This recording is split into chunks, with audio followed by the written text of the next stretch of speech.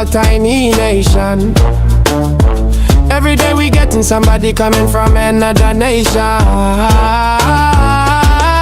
Near and far, they come here and they prosper. Hey. Illegal migrants don't care. I wonder if they were invited here.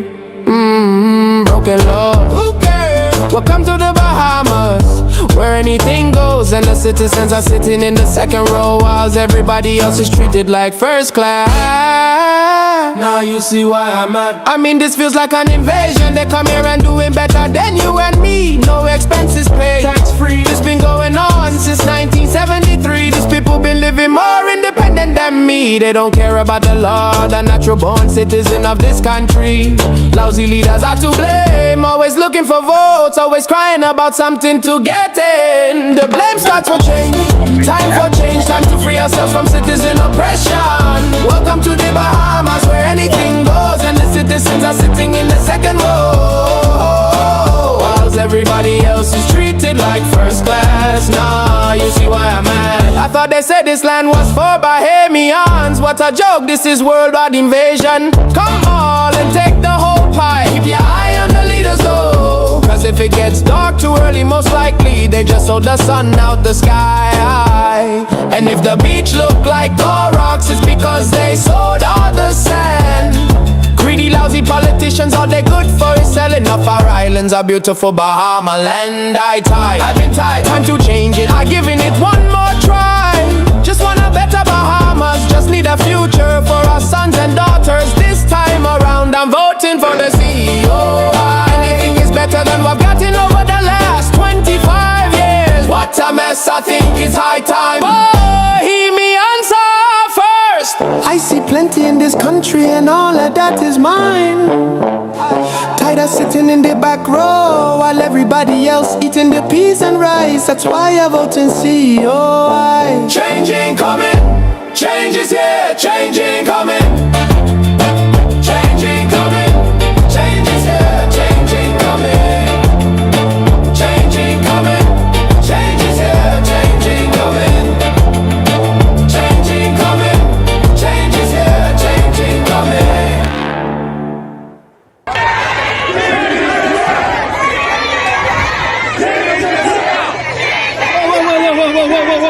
Whoa, girls, we out doing it.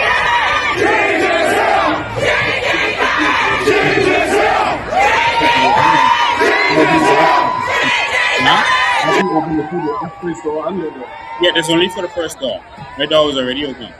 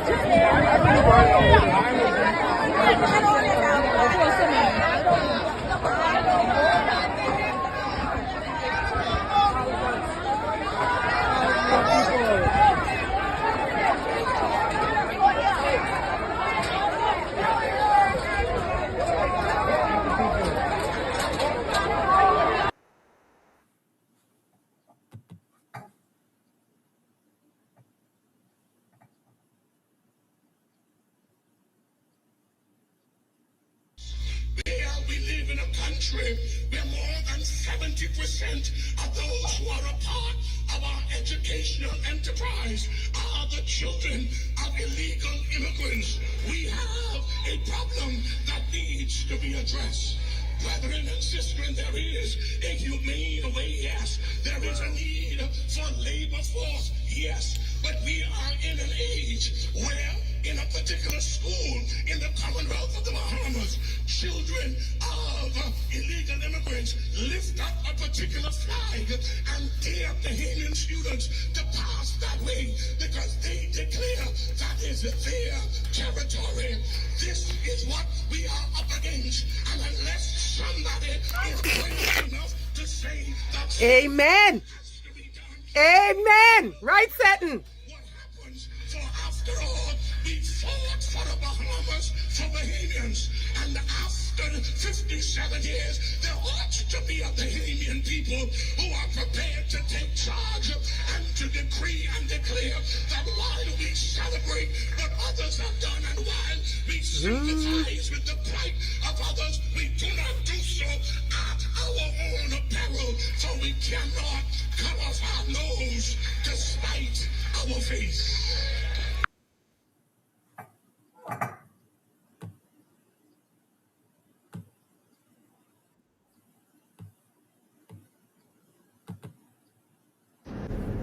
Well, Mr. Lincoln Bean, I had to agree with you. I had to wait to agree with you until this shit happened. Well, I started working in the construction sector, and as you can see, I off today. I don't have nothing to do anymore because the Haitians get all the work now. The Haitians get all the construction jobs. So if you was a carpenter and you was work for 200 a day or even 150, you can't make that no more because the Haitians working for 100. So I understand what you're saying, Lincoln. I used to painter, and I actually used to help work, but I can't get a helper spot right now because too much Haitians on the job. There's nowhere for me to work. But they say that the young Bahamian men lazy, they don't want to work, but this is why I ain't to work. And I used to skilled painter, and it's hard for me to go on the site and find a skilled painter job because anyway I go they like $80 a day. Like, I'm a skilled painter, I have all my tools. Why you trying to give me? I just give him $80 a day. Hey boss, just make it. Yeah, I make it $80 a day. Oh, that's why, because Haitians taking over. That's it for.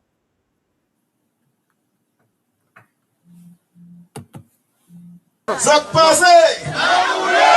Rock passé! Let me just say that I have always been a part of this community. And there's no accident I know how to do all the dancing. Because I always be and share with you. Because you are me and I am you. And I'll be here with you always. And those who knew me from the past and know me now, they always knew that I was there and always been there for you. I don't call you all, no, you all are not Haitians, Bahamians. You are Bahamian, and your origin is Haitian. Mine too, and many of us. We have to stay apart for now so we can be together later. You know now.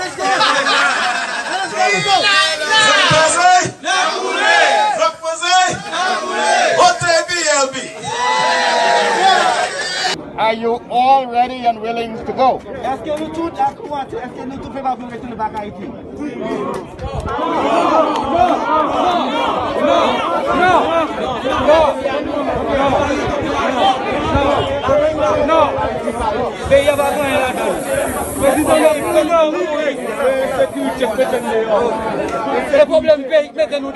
is important to understand.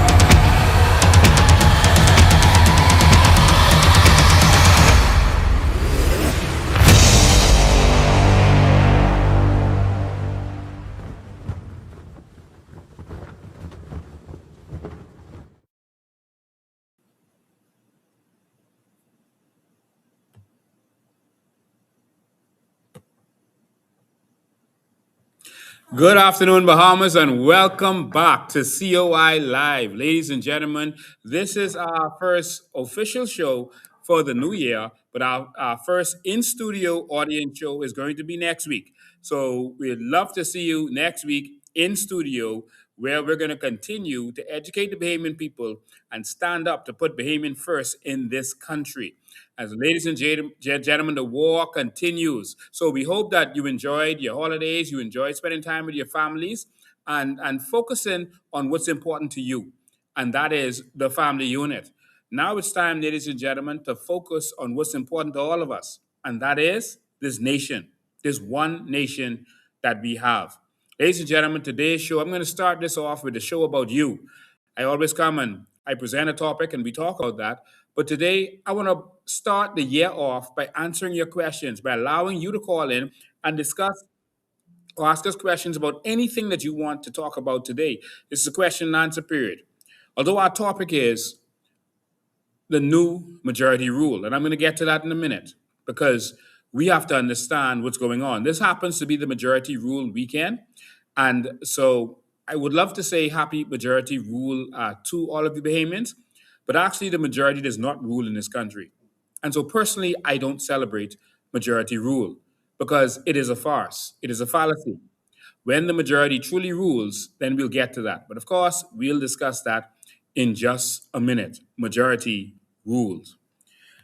Ladies and gentlemen, um, I just have a couple of announcements that I would like to issue, to give out before we get started.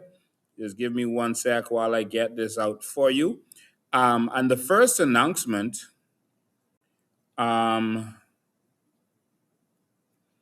okay. So looking forward to them sending me the announcements of so I could read them out. And as soon as I get those announcements, I'll get them to you. But I know that we are going to Abaco. We're going to have a town hall meeting in Abaco, and that's going to be, I think it's on the 21st and 22nd. Don't hold me to it. I'm sure they're going to send that message to me in a second. But we're going to Abaco, and that's going to be about the last week of January. And so we want all of you to come out. We're going to have a meeting in North Island, and we're going to have a meeting in Marsh Harbor. And so we're looking forward to see all of our Abaco supporters to come out and hear what we have to say and express yourselves so that the Bahamas knows what's going on with you and that these things can be addressed. But we want to touch you. We're going to touch the people on every island in this country. With the election coming up in just a few months, the Prime Minister is going to make some statement tomorrow. Hopefully, he could be saying that either he's resigning or he's calling the election so we can get this over with. But regardless of what he says, we're going to be moving around to the islands and touching all of the islands. We're starting in Abaco. Abaco, we're coming to you first. And so we're starting off 2026 coming to Abaco and coming to you first. And so, yes, and so that's what we're going to do. Ladies and gentlemen, also, I would I am happy to announce to you that we're going to start the year off right. And we're going to start the year off showing you who's going to be governing this new Bahamas. And we hope that you're actually ready for that, for the people who are going to be governing this new Bahamas. A lot of people says that, okay, everyone knows Lincoln Bain. We want to know who else is there. And so a good question that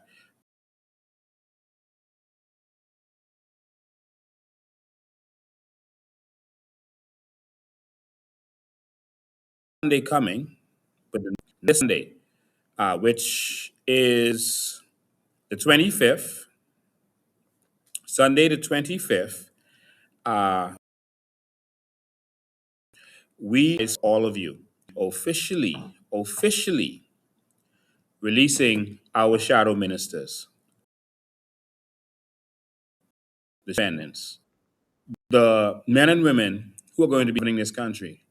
We're going to show you who we are and what we got and what our plans is for the future of this country. And we're sure that you're going to be pleased. And so, ladies and gentlemen, enough talk. We're not going to spend the next few months just bashing the government. We're going to show you the vision. So next week, ladies and gentlemen, it's the Shadow Minister's release, 5 days of vision. And so this is going to be from on the 25th to the 29th. So the 25th, which is the Sunday, the 26th, the 27th, 28th, and the 29th, every single day, we're going to be right here at the headquarters with 5 days of vision. And so we're looking forward to seeing you and looking forward to you being a part of this and watching and hearing what we have to say. We're going to show you these qualified Bahamians who are ready to change this nation. Qualified Bahamians who are ready to take us into the new Bahamas. And you can judge them by the shadow ministries. You want to know who is our Minister of Health? Do we qualify to take that over? Who's our Minister of Education? Who is our shadow minister, I should say?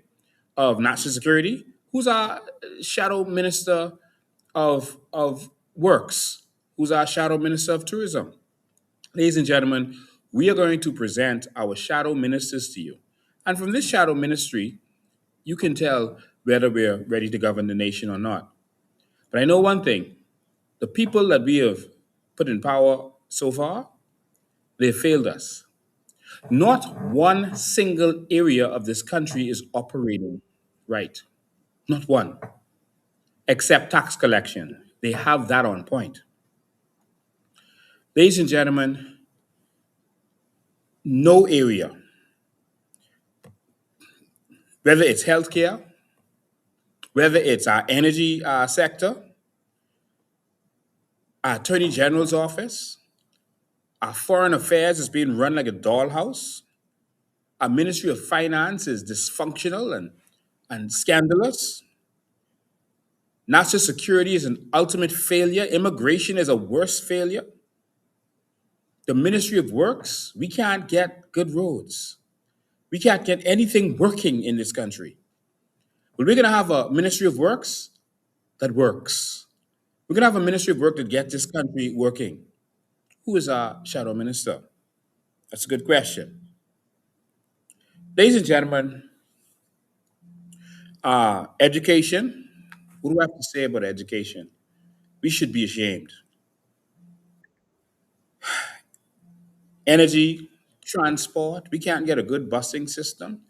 We have taxi drivers being abused in this country. We don't have a proper ferry system. Although we got some plans for a ferry system that's going to connect every island. And we're ready to launch that on day one. We don't have the social services doesn't work for Bahamians. The foreigners can get $1,200 a month. Bahamians go there and get turned around. National insurance is broken. Housing is dysfunctional.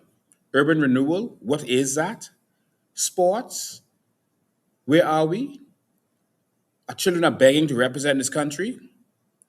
Economic affairs, what's there for entrepreneurs? The country is failing. Agriculture is the most dismal failure in this country. When we have so much land in two different temperature zones and we can grow anything that can be grown in the world, and we are failing that. Healthcare, tourism, natural resources, the ministry. Where are we? The Ministry of Grand Bahama? What's happening there? More failure. So, ladies and gentlemen, we're looking forward to seeing you, those of you who support us, and those of you just curious. You can come in studio. That's on the 25th to the 29th. We're going to be here every single day. And every day, we're going to read it. It's going to be, sorry, it's Sunday at 5 o'clock. That's Sunday, that's the 25th at 5 o'clock. On the other days at 7 o'clock. All right. And so the weekdays, we'll start at 7 o'clock, 7 p.m. So that's Monday, Tuesday, Wednesday, and Thursday. We'll start at 7 p.m. Okay. And so Sunday at 5, and the other days, we'll start at 7 p.m. All right. And so we're looking forward to seeing all of you and introducing you to our new shadow ministers. And we're going to do this differently than they've done before. So looking forward to you seeing this and being a part of this and being proud of these people that we bring to the forefront. All right. So, ladies and gentlemen, get ready for the new Bahamas. It's coming. It is coming. All right. I'm going to open the phone line soon, but I'm just going to do some introductory stuff before we get there. Ladies and gentlemen, you know, over the holidays, some people were asking me some questions. They were like, you know, there was some people saying, well, why don't you join up with the FNM? Are you going to be a spoiler for the FNM? They were asking, okay, but look at the by election. You didn't win the by election. What does that mean? Well, let me make this clear to everyone out there. And I'm going to say this to you based on facts, not feelings. A lot of times we kind of judge things off of feelings, what we feel is going to happen, how we feel everyone is going to vote, or what we feel everyone else is going to do. But, ladies and gentlemen, this is a little history lesson. by elections have no effect on elections. They are not an indicator of a general election at all. So I want to make that clear to you. Let me break this down for you. Since the 70s, we've had 11 by elections.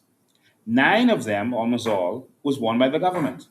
Because during by elections, people don't vote against the government. They don't want to vote against the government, and the government is still going to be the government. They don't know if the government is going to know how they vote. People just aren't comfortable doing so.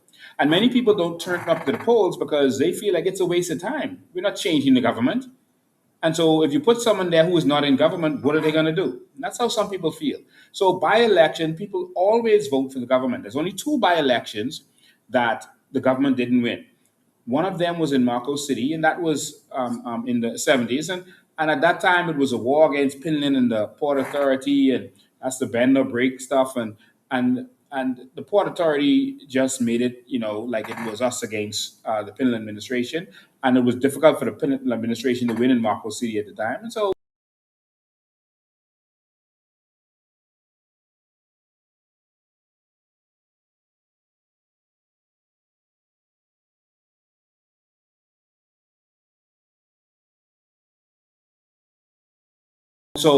9 out of 11, and really 9 of them was under the independence.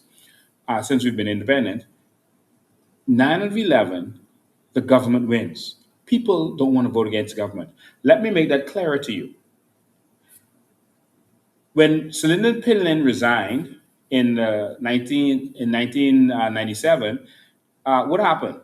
We thought that there's no way for the FNM to possibly win in South Andres. That isn't even possible. But guess what happened? The FNM won in a landslide in South Andres when Pinlin stepped down in that by-election. But guess what happened after that? The FNM lost in a landslide at the next general election in 2002. So the by-election had nothing to do with the general election. All right, and this is generally the case. And so normally, who wins the by-election normally loses the government. But in any event, no one thought that Pinnacle could lose. It happened again. I'm giving you two specific cases that you could remember easily. When Hubert Ingram resigned in North Apico, what happened? No one thought that the PLP could ever dream of winning in North Apico. No one thought that. All right? But guess what happened? The PLP won in a massive landslide in North Abaco, Hubert Ingram's town. And guess what happened in the next general election? The PLP was swept out of office. Even Perry Christie, Shane Gibson, Obi Winchcombe, everyone that you thought could never lose their seat lost their seats. They got wiped out, including in Abaco. And so the by-election had nothing to do with the general election. And so we don't want people getting discouraged, et cetera, saying, oh, I'm disappointed. Maybe people, they didn't come out to vote or they didn't vote this way or that way. That's a by-election. And so people are going to vote how they want or not vote in a by-election. But I know one thing. History has shown us that they never vote almost against the government in a by-election. So don't hurt your head, don't worry, don't stress about where we are as a country, where the people are. What I just gave you is the facts. And you can take the facts and you can use that. But I know one thing. As I traverse the streets, people are saying that they're tired. A lot of times they say that, yeah, but these people ain't ready, man. You see what they do in the by-election? I just showed you how by-elections work. And so that's just the way by-elections work. Don't use it as a measuring stick. The people are gonna come out. Yeah, a lot of civil servants aren't gonna come in a golden hours election and vote against the government while still trying to work for them. But guess what? Everyone is coming out because this is the critical one. Everyone is coming out this time. And so, are we gonna be spoilers? No, we're going for the whole hog. We're going to transform this country. That's what we're gonna do. We have to, because if we don't, that's it. There's no Bahamas for Bahamians if the COI doesn't win this next election.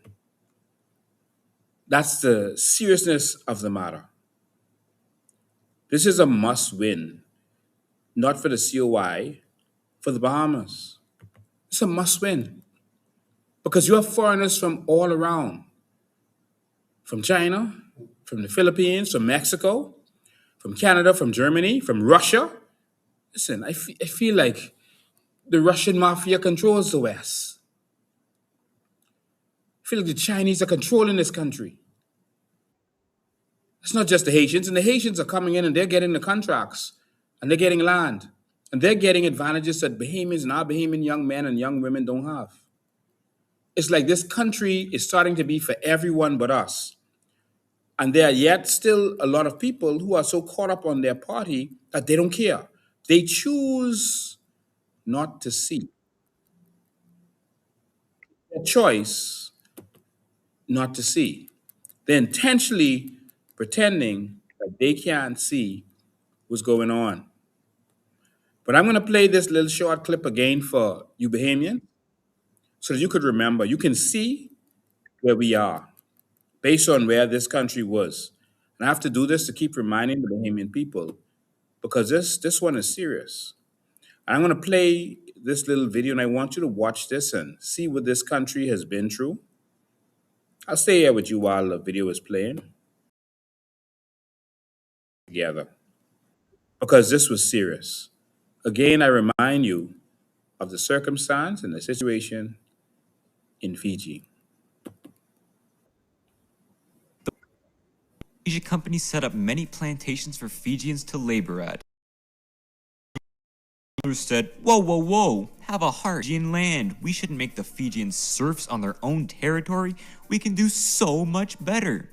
Let's just import Indian slaves. Yeah, I was just about to say that. Indentured Fijian labor was banned and Fijian land was not allowed to be sold to non-Fijians under British rule. Even that magical Fiji water aquifer we saw, that's on a 99-year lease. The Fiji Water Company does not technically own that land. Indians were brought in to work mainly in agriculture, especially in sugar. Sugar was Fiji's cash crop before they realized they could sell water to hipsters, making up over 50% of their exports for most of its history, particularly selling it to Europe through the government-owned Fiji Sugar Corporation. It worked to keep native Fijians, also called Itauke, on top of the Indo-Fijians.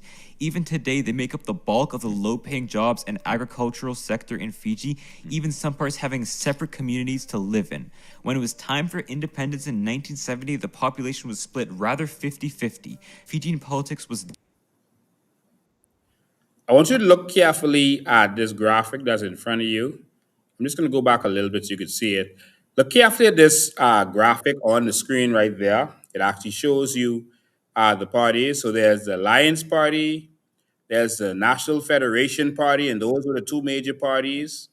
And then there's some other parties. I can't see it too well from my screen. There's some other parties there. You can read them on your screen. In fact, I'll put it up over here.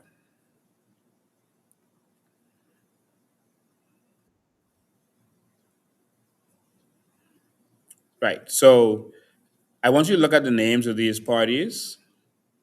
Oh, there. Okay. Still can. Fijian, I think that's Independence Party, kind of like the Coalition of Independence. And then there's the Independents, right? So that was the breakdown. So basically, they were a two party and they were focused on their two parties, the AP and the NFP. And so people, my Grammy was an AP. Some people, my daddy was an NFP, and that's all they were focused on. And they weren't paying attention to the Indians that were coming up. All right, the Indians were coming up and being born, and they were the manual labor. No one ever thought about them. No one thought that they could ever be significant in their country, and everyone was just tied up worrying about their party. And guess what? You had these independents and independence movement that was coming up and saying, "Hey, you all pay attention to what's going on. We're losing everything to foreigners. Everything's been given away. Look at these Indians, they're coming. Oh, you're xenophobic. How could you say that? These are our people. They are Fijian too. They have rights just like you. They were born here. They couldn't help where they were born. They've never even been to India. And they were being warned but no one was listening. Everyone was celebrating and shaking the pom poms and celebrating. Let's keep listening. Indian politics was dominated by the Itauke, yet from a growing Indian population, the 1987 election was won by an Indian-dominated coalition. That didn't bode. So eventually, an Indian dominated coalition, so not just one, a bunch of them, decided to put themselves forward and they won. They won big. Before that election, what was happening was every election, the two political parties would pander to the Indians and try to get their vote and promise them, hey, I'm one of you. I'm one of you. Hey, I'm going to look out for you. Vote for us. Because we make sense. And then the Indians would say, hey, we voting for this one this time. Oh, we voting for that one that time. But this time in 1987, the Indians were quiet and they just sent their people to vote. And guess what people did? They kind of laughed at that. Where do you think they going? Ain't none of us. But again, you going with your thick accent. Where you come from? Man, you's Indian. Fijian. And they laughed at them. But the Indians laughed at the Poles. And they took over the country. Keep listening. Well with Itauke politicians. 4 coups. Fiji has had 4 coups since 1987. 2 actually in 1987 after Itauke protested and members of the ruling party were arrested. They went to military rule, then slight democracy in the 90s, and an Indian prime minister won in 2000s. So they had to have coup d'etats. The people had to rise up. The military had to come and say, listen, man, you all people, come with us. We can't let this happen. I don't know if our police and military are ready for that. But you know what's happening in our country is our police and military is being infiltrated. And they had to take their country back. And one of the reasons they were arresting the Indian leaders was immediately when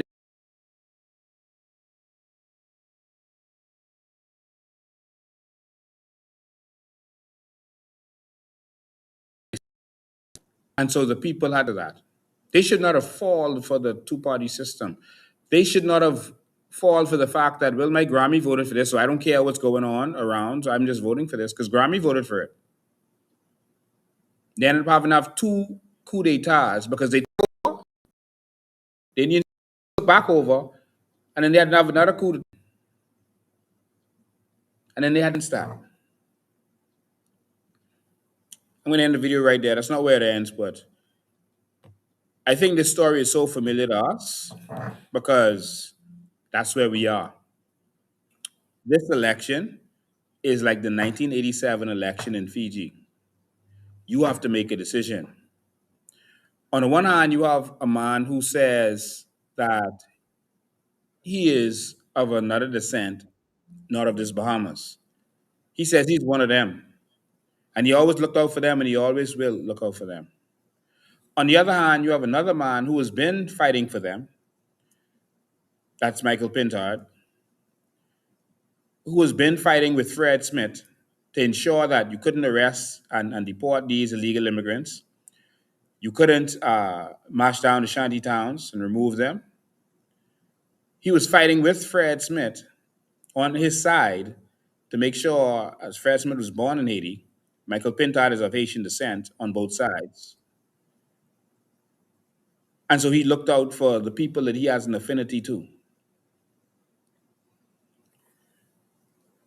And then on the other side, you have some raw-born Bahamians who just want to see Bahamians put first in this country, who don't want to see another Bahamian young man saying, Lincoln Bain, you was right.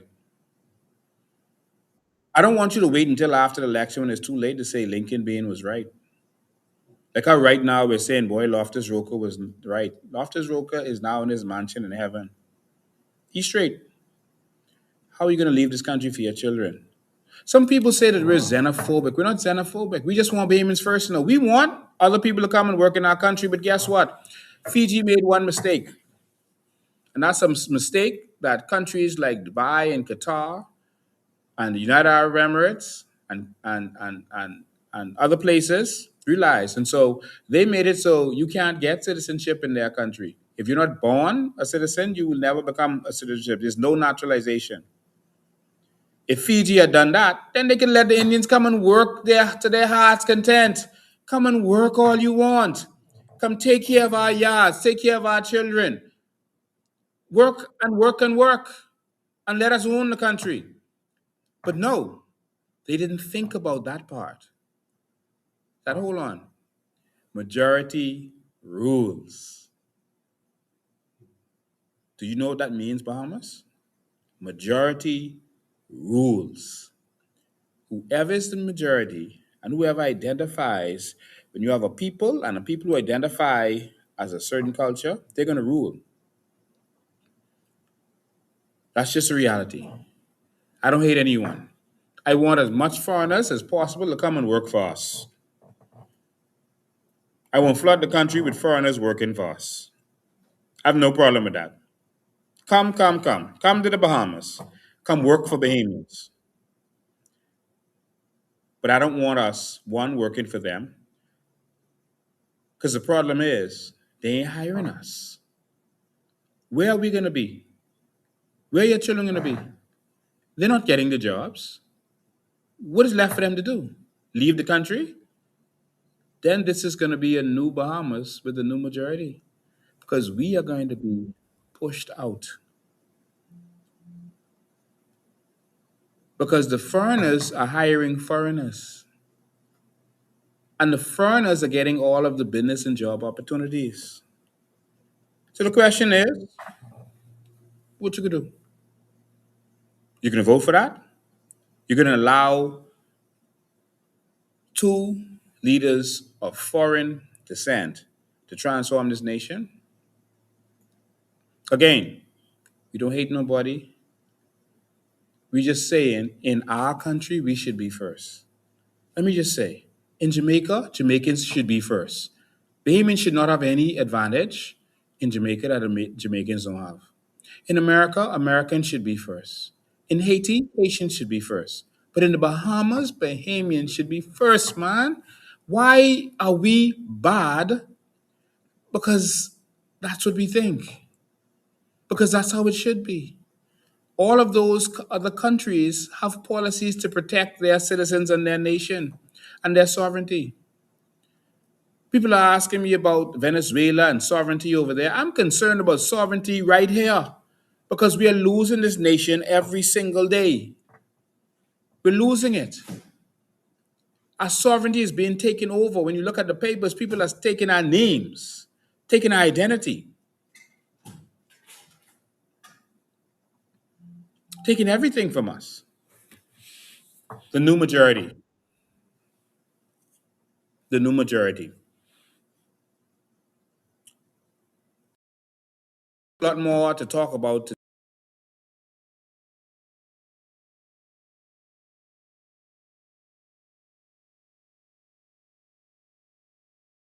CIA 5. So you get the complexity of where we came from and where we go in. What is the community looking at as it relates to this country? Is the government allowing immigration to take over?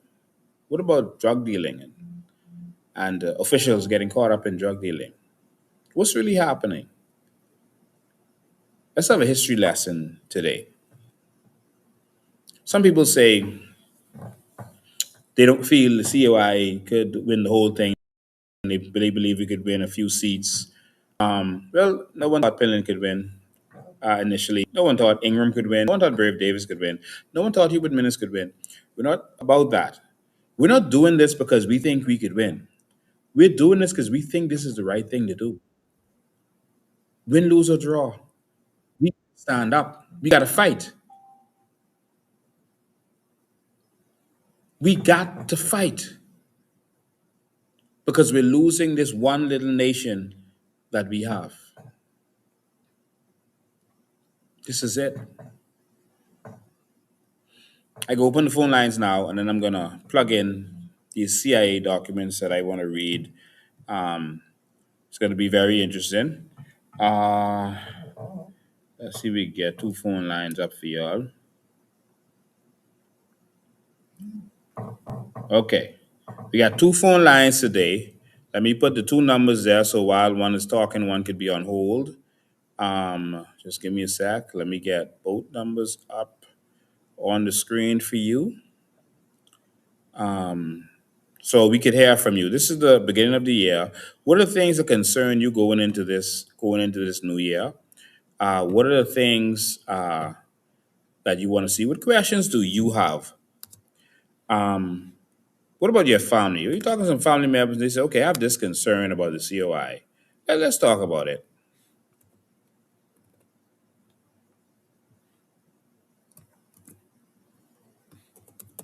All right.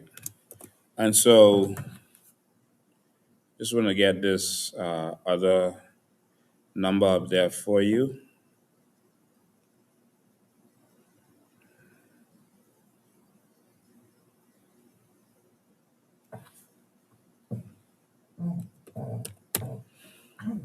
All right.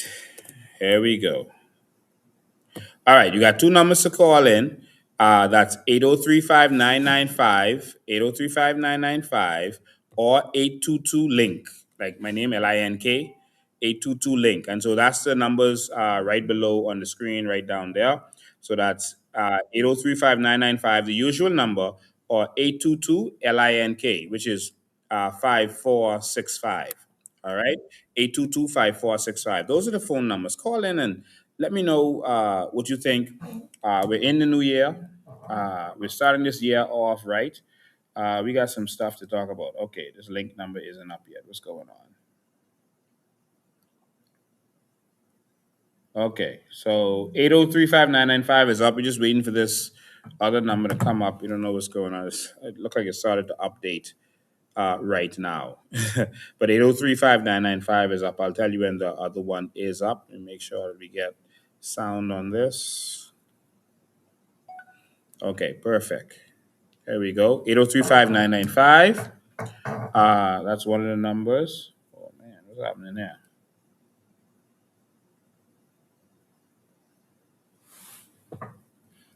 Okay, hold on. We got to start over. Okay, there we go.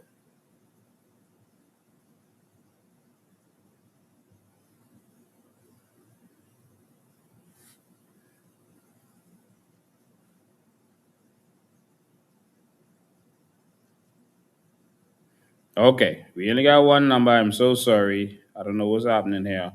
8035995 is the number we got today. 8035995. That's the number we got. So sorry about that. I can't get that other number up for you. I just started to go berserk. I'm sorry about that. But yeah, call in. Nobody call yet. Call in. What do you want to talk about? What do you have to say? What questions do you have? You've been talking to your family members. What have they been saying? What's your concerns and what's going on? This is the first live for the year. Oh boy! And so we're looking forward to hearing from you. All right, I'm gonna get to those CIA papers in a minute.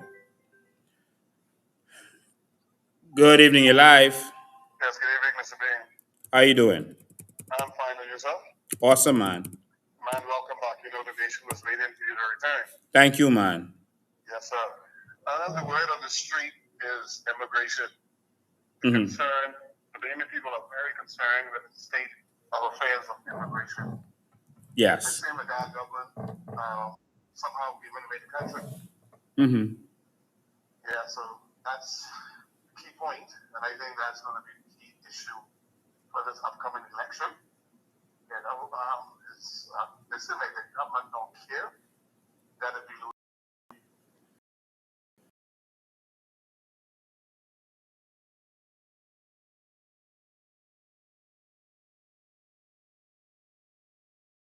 It is.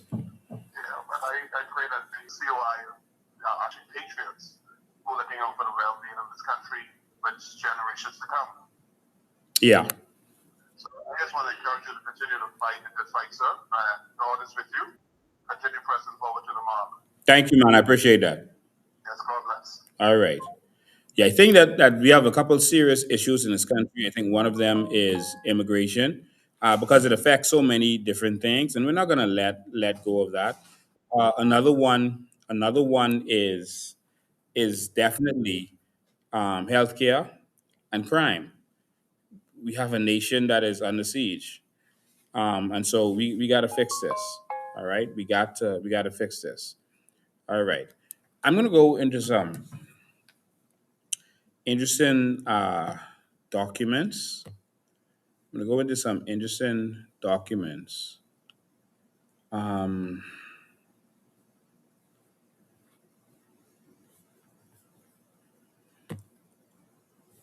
I'm a student of history, and I like to study what's going on.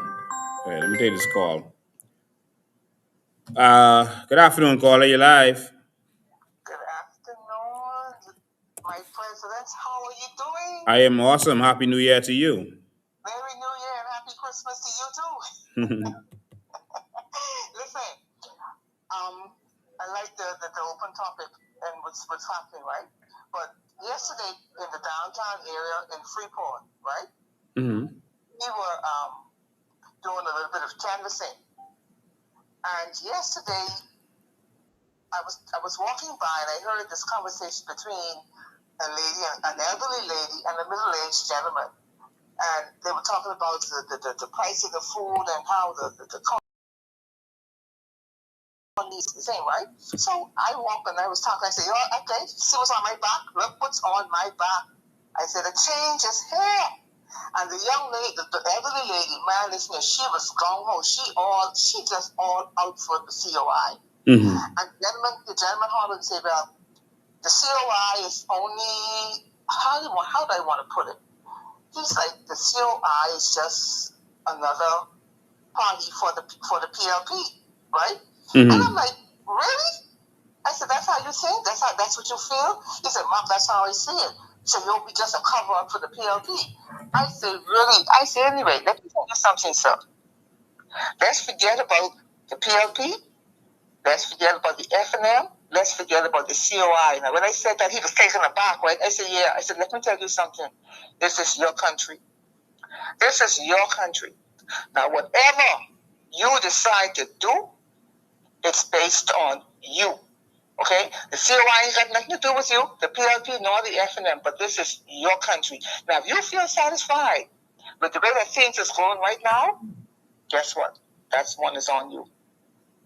Man, Mr. Bain, after I said that to him, he said, Mom, you just said a mouthful. He said, thank you very much. He said, I never look at it that way. I said, no, you're not going to look at it that way. Why? Because you're so gung-ho on party. You're gung-ho on colors. But just remember, this is your country. Yeah. Yeah. I'll get to that. Thank you. You're welcome. All right. Thank you for your call. I appreciate it. Yeah, I've heard some people out there saying that the COI is for the PLP and some nonsense like that. Let me make it unequivocally clear. Uh, we do not carry any water for anyone but the Bahamian people. The PLP has arrested COI members, beaten them like dogs on the beach and on the streets, kicked and dragged them, including me, threw them in jail cells with feces smeared on the walls and urine on the ground. Crimes against humanity. If anyone in this country thinks for 1 second that I could watch those elderly women, some of them who weren't even out there with us, be dragged and body slammed and thrown in buses, literally physically thrown. I don't just mean put in the buses. I mean picked up and thrown on the bus and landing in the bus. And if you think for 1 second that this is some kind of game, that we are going to carry water for that party, you must be out of your minds. I sat in a jail cell for more than the required time. Some of those women, the younger of them, had their monthly cycle on and would not be allowed to tend to their monthly cycle or get the supplies that they needed. I did not get my medication that I needed at the time. If anyone thinks out here that we have any deal to make, they must have lost their minds. We have one goal, and that is to take this country back and give it to the Bahamian people. Do you think we want any of these parties to carry on for another day? I can't take another day of them. We are the first third party, in my opinion, that is not sold out. You might describe it as major third party. The CDR sold out. The PLP and FNM split them. Bernard Nodage, you come back here. Charlie Maynard, you and Fenton, you go over there. Split them up.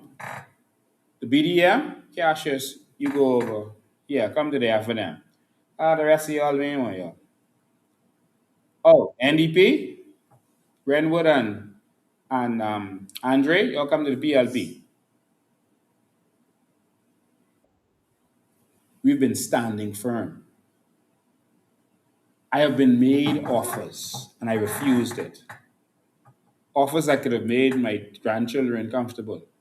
I refused it. I've been offered positions. I've refused it. Don't mix me up. If it's one thing that I will never do, that is sell out.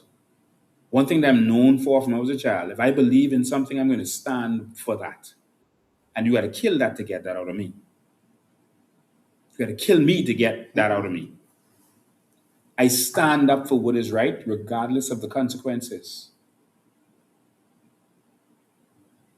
So I'm not here carrying water for the PLP or the FNM. I'm sorry.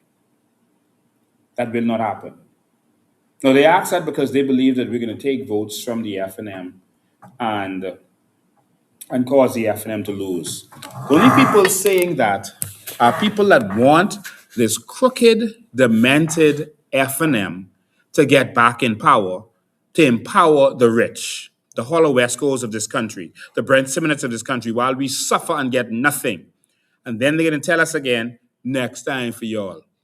Every time they get in. See, they're trying to make you think that the PLP and the FNM is different. I'm going to read some CIA papers to you in a second, some of them, so that you can see that the foreigners know the FNM and the PLP is one. The foreigners know that the two of them crooked. Only Bahamians don't seem to realize that. Or they know and they don't care.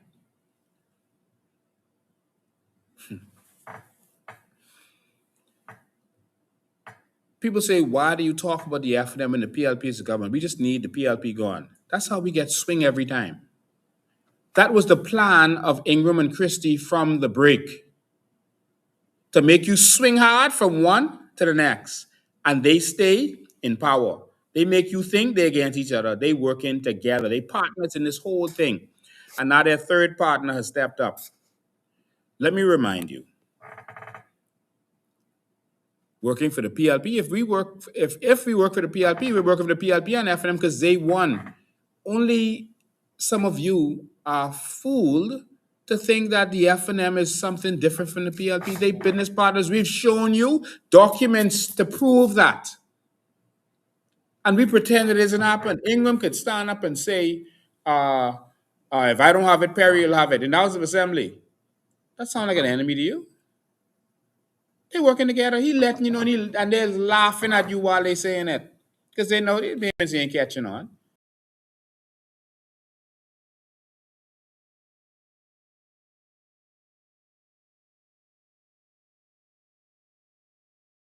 Please, the NIB board with Ingram name on there. Pull up. Hubert Ingram's son. And he say, man, Ingram, he say, my daddy and Perry Christie own one right there. Say they've been working together. Only Bahamians don't see what's right in front of them. And that's why they get rich every time and they keep us poor.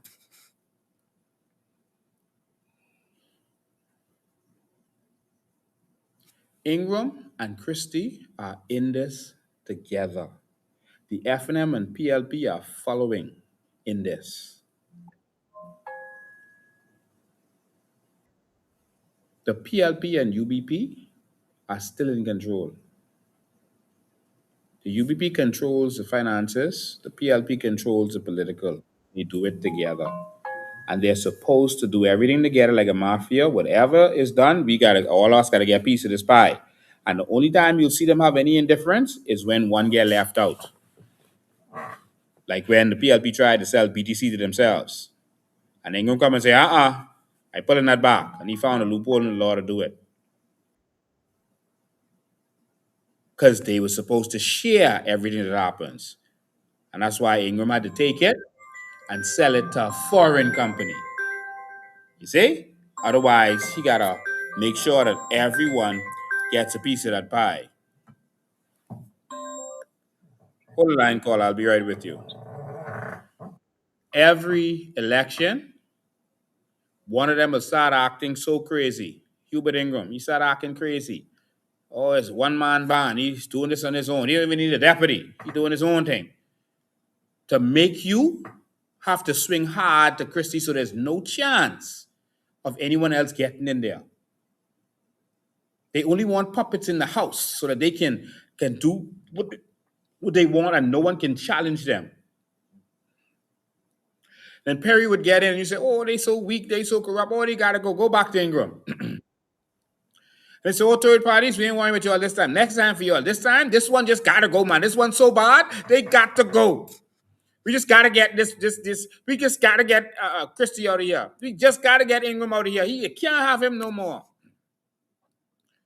And it's always so urgent, and they make it so urgent, and you say, we can't try nothing right now. This one, we can't end up with another 5 years of this one. Let's swing hard to his best friend. And then you get back to Christie. And then Christie start insulting God and sticking up his middle finger, insulting the pastors. And then you say, oh, Lord, Christie them just got to go. They so corrupt. Let's go to Menace. Like, oh, my God, Menace worse than all of them. Okay, Menace them make the rich richer. Brent Simonet gets $60 million in contracts in the first year. The seemingly broke ethics, probably even the law, with that post office deal. Brent admitted to that. He told Minister that would be a problem. He said, okay, I'll take the money since you got it for me. Minister came looking for him to give him money. Did you all pay attention to that? He said he was in Mexico, minding his own business. First thing in the morning, Minister called him and say, man, I won't give this post office to you. How you could do that? That's like a conflict. Don't worry about that. I'll handle that. We'll just put it in the do it to the House of Assembly, and that covered. There you go. Okay then, I'll take it. Like Minister went looking for the wealthy to give money to, and guess what? He's their partner in the Bohingi, the fast ferries. These fellas, Minister them was giving our heritage sites to themselves, Bahamas. They was taking all our forts and every other heritage site we have. They're going to now charge a tourist straight from the cruise ship to come and go to these stuff like going to Disney World. And they're going to make all that money. And you talking about the PLP corrupt? Menace, call out, just hold the line for 1 sec. Menace and them did an illegal deed. They created a COVID visa for Bahamians. The Constitution does not allow a Bahamian to be denied entry into this country for any reason. Any reason. That COVID visa was unlawful in my opinion. That was illegal. And then the funds from it was going to someone, Minister and people. Wasn't it? The PLP does things with the criminal underworld, right? So you see it and you get offended more easily. They steal on a petty level. The F&M steals on a major level. They'll take our crown land and everything and give the whole industry to their people, the whole industry to their people, and make us pay for it. That's how they steal when they get in. There's no relief by leaving the PLP and going to the F&M. Wake up, Bahamas. We tried that before. If you think that you're going to get anything different by going to the F&M, in 2 months, everyone crying. Oh, he said gotta go. Oh, Pintard gotta go. Pintard gotta.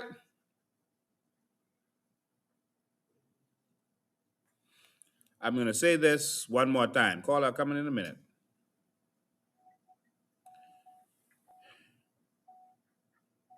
Ingram, Christie, Davis, and Co. Whenever Ingram wanted to protect his two partners, he did so politically. In 1990, they had a by-election in Cat Island. That's when Ingram took over as the F&M leader. He should have challenged that. He should have gone in there and challenged that. Showed up for the fight. Test the waters. But Brave was running. So he sent Brave there to run and didn't challenge him. Just let him walk right in. Brave went in without a challenge. That was Ingram. Some people say, oh, he just didn't want to, waste time because election was 2 years away, etc. That's 2 years. He didn't do it because that's his partner who campaigned with him when he left the PLP. Next, in 97, Ingram wanted to make sure that Perry Christie got straight in Centerville. So guess what he did? He sent Pintard to run against him. I want you to remember that. Pintard was sent to run against him, and we are told that he was told, don't go hard. And as you can see, Pintard didn't go hard against Christie. He was just there. That was to make sure Christie got in. And then Christie was solidified. He wanted to make sure that Brave could hold and no one could go against him hard in Cat Island because there was some rumbling in Cat Island. Guess who Ingram sent to Brave? Pintard. And he sent Pintard to run against Brave Davis.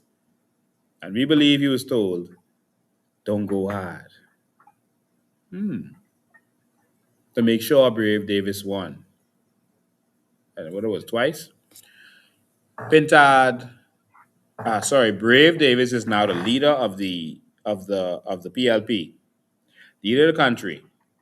Ingram them, who campaigned for Brave last time, Ingram them want to make sure that Brave gets his 2 terms. You see? And so guess who Ingram makes leader of guess who Ingram makes leader of the F&M? Pintard, to go run against Brave. And I believe he was told, don't go hard. Because Pintard isn't going hard against Brave. When he first became leader, he was doing nothing. He was just sitting back. People had to tell him, man, the COI out there doing this and doing that. Why you don't do something? His own F&Ms was telling him that, man, you look bad. Look at Lincoln them. They all about, they relevant. You sitting there doing nothing. Then he came and had the fake protest against Keith Bell. And then they caught him shaking and loving and hugging and kissing Keith Bell. Like, all us is one. So all he does is ask questions, but he doesn't take any action.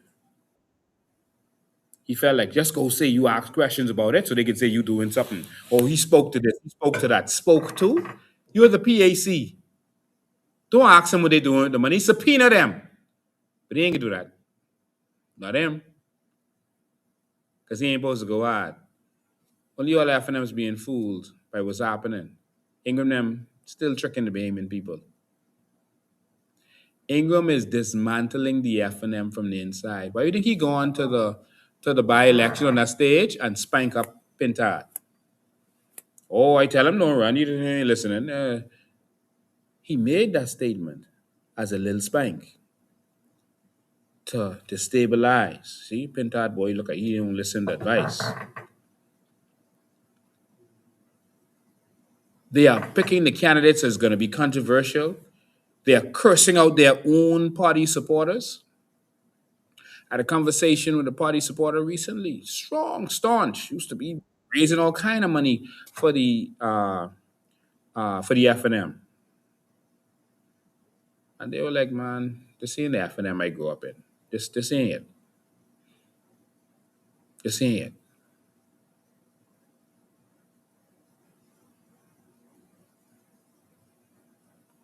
So if you all think that the relief is gonna come from the FNM, sad to be a cry. Let's just try something different. Let me take this call and I can show you all some more stuff. Caller, you live. Go ahead. Go ahead, caller, you live. Go ahead, caller. Yes, sir. How you doing? I'm awesome, man. Go ahead. Okay. I want to add 2 points here. I'm listening to you and you were talking about FNM and the PLC, which was. I want to go back to. Do you remember when the phase 2 of the Atlantis was going on? Do you remember that?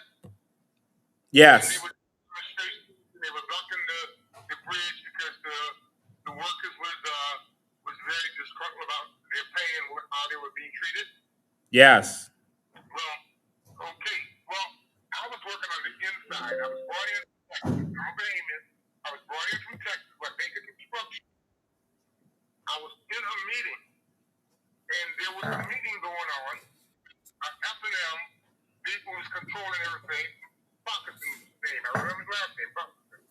Mm-hmm. Anyway, there was a contractor out of Fort No, Lauderdale someplace, white contractor. And he was looking for people to hang fire on. Thank you. This quick. He said he would pay. He said, well, I want to pay him. What should I pay him? And we ended up in a meeting. And he says, well, I can pay him what the law requires or whatever it's supposed to be. He said, I'll start him off at $25 an hour. Or Yeah. maybe $30 an hour. Mr. Parkinson stood up in the meeting. He said, no, you ain't going to do that. You're not going to do that.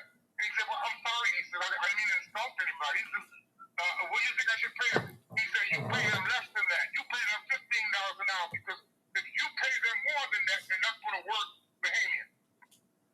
They're not going to want to work over the hill. That's when I stood up.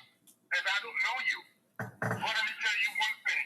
When you go against Bahamians like that, you're not a Bahamian. This man was a big controller of the FNM party. And I wasn't part of politics, but I knew who he was. Wow. After that, Mr. Bain, they asked me, the big contractor came to me and said, listen, I don't want any problems here in this country. He said, we're going to give you a ticket so you can fly back to the U.S. if you want to. We can't make you go back because you're a Bahamian. He said, but you can't stay on the job because I stood up to Mr. Parkinson. And I'll never forget his name later. And I told him, you cannot do that to my people. Okay, this is the F&M. And then our next little quick one is Mr. Davis down in Morris Island giving people land, deeds to land. One gentleman, they said he's either 80 or 90. Oh, he's been waiting all his life for his deed. Mr. Davis, this is the eve of election. This man been waiting all his life, and you give him a deed to land at 90 years old? That was ridiculous and an insult. Bahamians need to wake up, stop dreaming. These people mean us no good. I work for top companies over the U.S. And I was glad to come back home and keep. But when I come back home under this type of condition, with these type of government, there's many Bahamians like myself willing to work, willing to come back home and dedicate and bring back. But they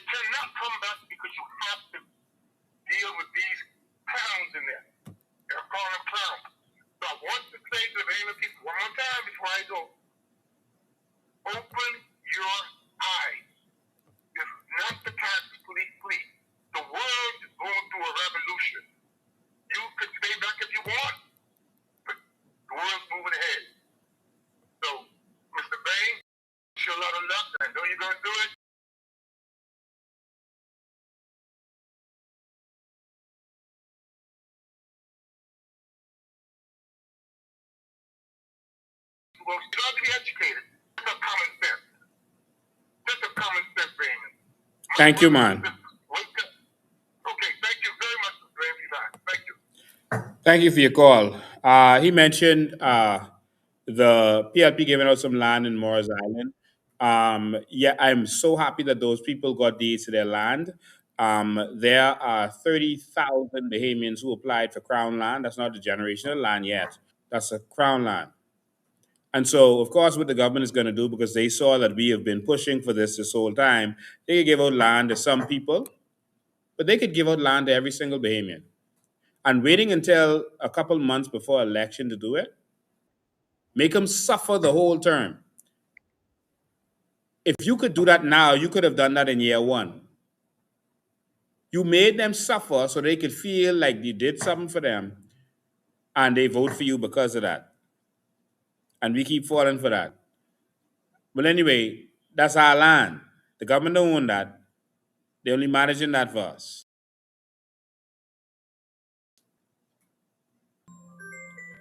That's not a gift. That's our things. Caller, you live. Go ahead. Hey, Lincoln. Good evening, man. Great show. Thank you. Always educating the people, but I just had to call you because I just hung up the phone with some friends, and they happen to be yellow and red. And I asked them a question. I said, if they could now give out title to land in Moores Island, right? Mm-hmm.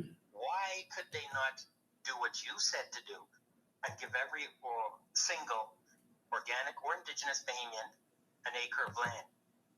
Here's the proof where they could do it. They can't. Of course they could. But people say, oh, they can't do that. Well, they just did it, didn't they, in Moores Island, giving the people title to land. And I want to know, since they're in such a generous mood, would they consider giving every Bahamian 1 acre of Crown land before the people vote? Because you surely will do it after we vote. Yeah. So if they had sense, they would do it before we go to vote. Not that we could vote for them, you know.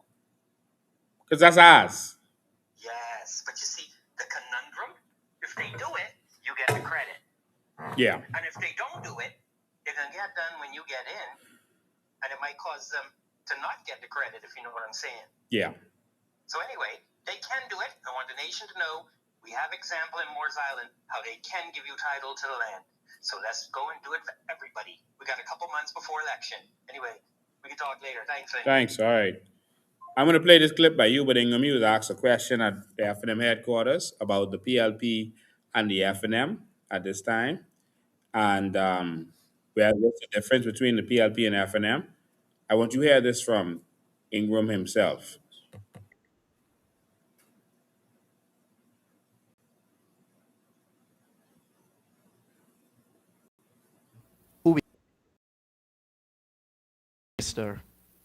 So the question that I would like to ask Ingram, if he could describe it, how would you describe the political philosophy as it compares to the PLP? We talked a lot about differences tonight, but I'm curious to know your perspective on where that biggest philosophical lies. So I don't know what the differences are nowadays, but you know, because honestly, because the differences between the F&M and the PLP became more and more difficult to design during the last F&M administration than before. That's reality, you know. I never knew.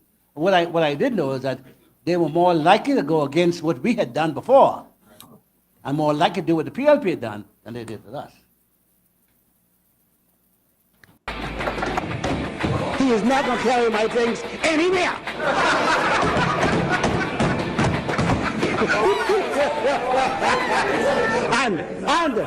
and if I can't get it, you'll have it.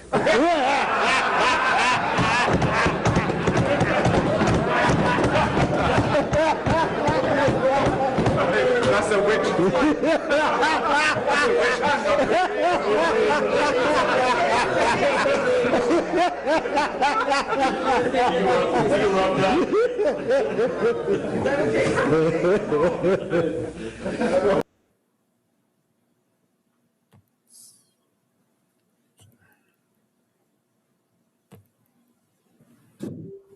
All right, ladies and gentlemen, you heard it. There's no difference between the FNM and the PLP, and I don't know what people have to see. There's some people who feel that the COI can only go so far. Maybe they get a couple of seats. For those people who believe that, I believe that we're gonna win the whole thing. For those people who believe that, we had done a video before the election. I'm gonna play that video kind of logic about okay, let's say that that is the case. I want you to learn your history and learn majority rule. If you give third party or independents enough seats, they could keep the government honest. The rest of that Fiji video that I didn't play, there's a new party called now Fiji First. Like how we say Bahamas First, Fiji First. And that's the only party that wins now. Because now everyone catch themselves and they realize the old parties was looking out for themselves, making themselves rich, and the foreigners. And now only the Fiji First party wins. But there was a time when there was a balance of power, and it's happened in many countries where the third party determines who is the government, and that causes the government to think twice before they do anything. The audio from this is from a speech that I did. Me and Wayne Monroe was invited. This before the 2021 election to speak at this town hall meeting, and that's where the audio came from. But I want you to watch this and think about this, and let's discuss it. And then we're going to get to those CIA files.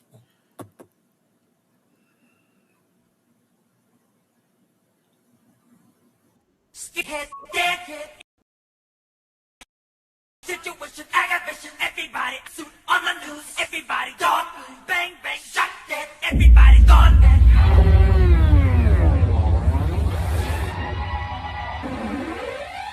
All I wanna say is that they don't really care about us. Every election, we've been swinging from one side to the next. We've been changing government. All right? So the staunch political supporters, they don't come. All right? Their vote doesn't come. It is the independent voters that change the election every time. All right? The independent voters, they call them the swing voters. All right? So they're the ones who go to the poll every year and swing the election and then get swinged. Because shortly after the election, they realize, hold on, this crew the same as the last crew. This crew is now tyrannical and they're secretive and they're cutting deals with their people. And what do we do? And we keep swinging back and forth and back. And right now we're to the point where we're like, okay, minutes got to go. But where do we go? Do we go back to the PLP? Do we just move from there? What do we do? And we feel like there's no solution. We feel like there's no hope. Like, okay, we go back to Brave. And I know Brave will cut some deals to somebody. And he can do the same things. And he ain't going to listen to us. And he ain't answer no questions. What do we do? There is a solution. There is a solution. And you need to understand this. And this is a big secret that they've been keeping from you for a very long time. There's a big cover-up. All right, and it is the reason why Sir Lyndon Pinland called a quick election, a quick snap election almost, right after they won in 1967. He called it not a quick election right in 68 because of this big secret. And all of your parliamentarians have been hiding this from you since 1967. You don't have to wait for 5 years to change the government. What we need, listen very carefully to me. What we need is enough independent persons in the House of Assembly to be able to change the government at any time. If you have enough independent persons in there, you can change the government at any time. This has happened before the series. Look at this. After the last votes were counted late that night, the results of the historical election ended in a dead heat. UBP, 18 seats. PLP, 18 seats. One independent candidate, Alvin Brannan in Harbor Island, and one Labour candidate, Randall Fox in St. Barnabas. Lyndon Pinland offered the independent representative, Brannan, the speakership. He accepted. The Speaker had no vote except when the House is tied. Contending forces remained 18-18. Labour leader Randall Fox was in his St. Barnabas district listening to the plaudits of his adherents, when, so he says, Premier Simonet himself paid him a personal visit. Sir Roland Simonette was accustomed to having people come to him. He knew, and so did Fox, that the revolution hinged on a solitary vote. If Bates Street boys could bring Randall Fox to their side, at any price, Pinling and his colored government was stillborn. Name your terms, the Premier said. Whatever it is, we will meet it. Fox could name his terms to the Premier of Her Majesty's government. Would he ask $1 million or $500,000 and a ministry? The Negro said he was sorry. He had decided to go along with Pinling. He had no terms, no price. It was incredible. The answer was no. This gave Pinling a speaker and a 1918 majority in the House. Sir Roland and his government resigned. On January 12th, the Tribune reported an informal meeting between Pinling and the governor, Sir Ralph Grey, to discuss the constitutional situation resulting from the election. Pinling told the press he had no doubt that they would have little difficulty in forming a new government. Asked about the possibility of a coalition government with the UPP, he replied, "No such chance." On Saturday, January 14th, Pinling was officially invited to Government House by the governor to form a new government. A statement from Government House said that the governor, in exercise of his responsibility under the Constitution, has concluded that Mr. Pinling is a member of the House of Assembly who is best able to command the confidence of the majority of the members of the chamber and who is willing to accept the office of Premier. Sir Roland Simonette informed the governor that he was no longer able to command the support of the majority of the House members and was therefore resigning his office. Under the new administration, Sir Roland Simonette would become leader of the opposition. In 1967, all right, that was January 10th, they had an election. The UPP had 18 votes, the PLP had 18 votes. And there was an independent, Alvin Brennan, who they made the speaker, so his vote doesn't count. And then there was one man. Majority rule was not about the power of the majority. It was about the power that one man displayed. And there was one man, and that one man decided who would be the government. And he decided to go with the PLP, but guess what? The next week, he could have written a letter to the Governor General and said, I no longer support the PLP, I support the UPP, and the government will change again. And then he could go back the next week and say the government. Because he had the power to change the government instantly. This is the only thing that will keep them honest. Can you imagine if you have enough independence in the House of Assembly to change the government, when they come and say, now we're going to raise back to 15%, the independents say, that's what you think, tomorrow we have a new government, you'll be gone. That is the only thing that will keep them honest, because that is the only thing they fear. You never notice how they start sucking up to you when that 5-year contract starts running out, and they start loving up on you, and all of a sudden you got their cell phone, you can call them anytime? Because that's when they have the power. But they don't want you to know that if you put enough independence and give them the power, that they could be removed at any time. And that's why Pinling called a quick election to take that power away from Randall. Because he wants the control.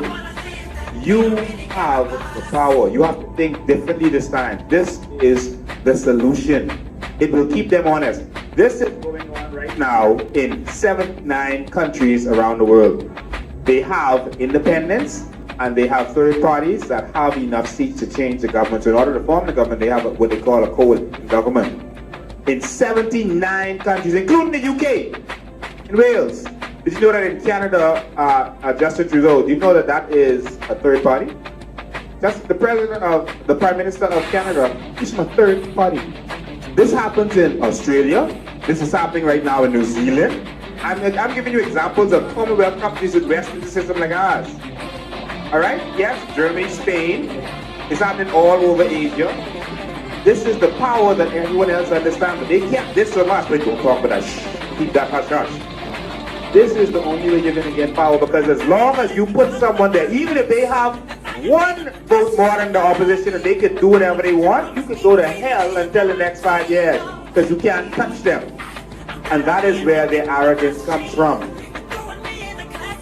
But you have a chance and to vote sensibly, vote smartly. Yes, we want this administration gone, but this is the most corrupt administration that I have ever seen, and the most incompetent administration that I have ever seen. But we have to do it wisely this time. We need to vote for individuals, and we need to put enough persons in there that they could be like Randall Fox and have the power of Randall Fox, and his legacy can live on. To where when they do their corruption, listen to me, the day after Brent Simner came and made that announcement that, yeah, we did this corrupt deal, this supposed to be gone. Letter to the Governor General, and you're gone. Or force an election. That is the solution. We got to do this different this time, and we got to vote different this time. He is not going to carry my things anywhere.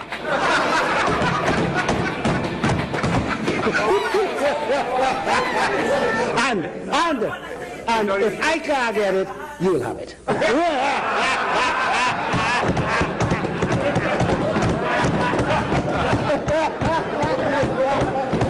That's a witch. That's a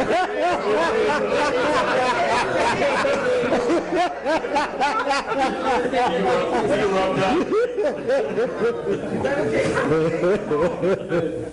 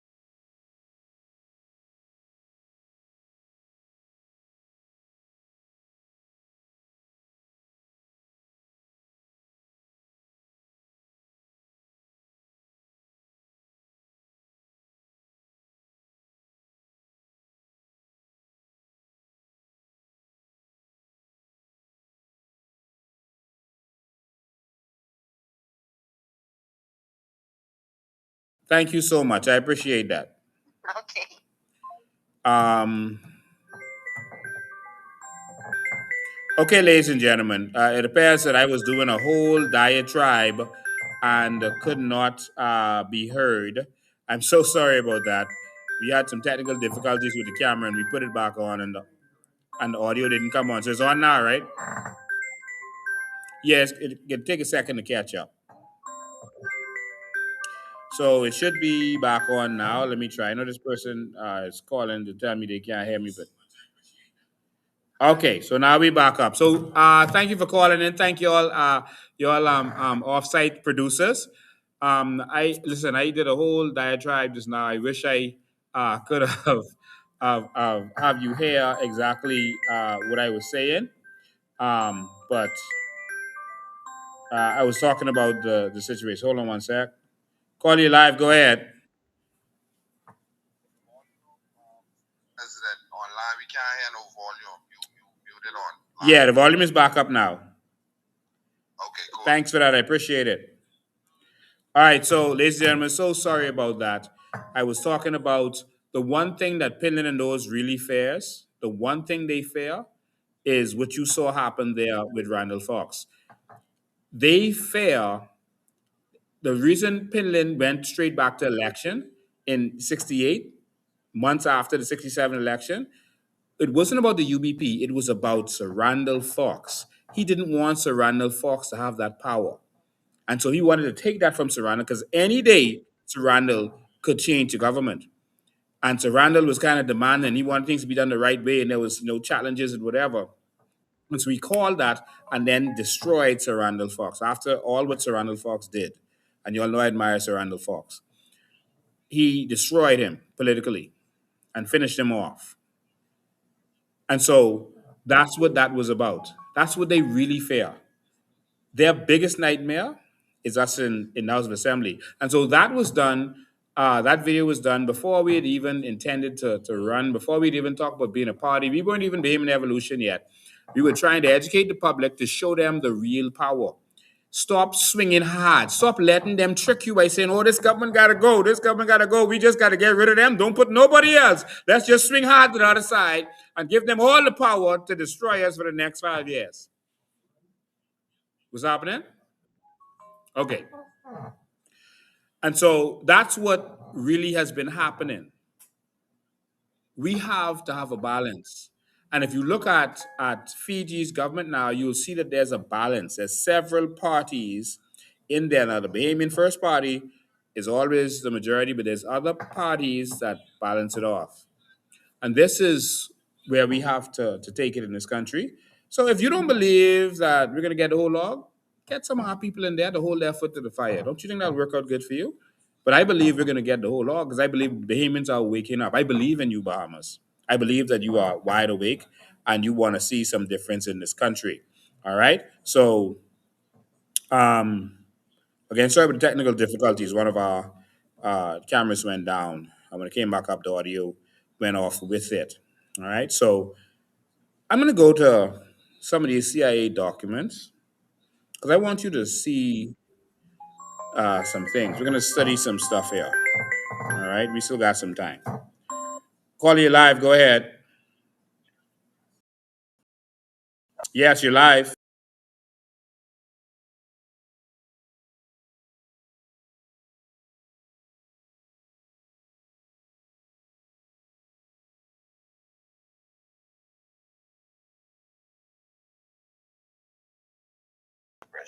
The registration.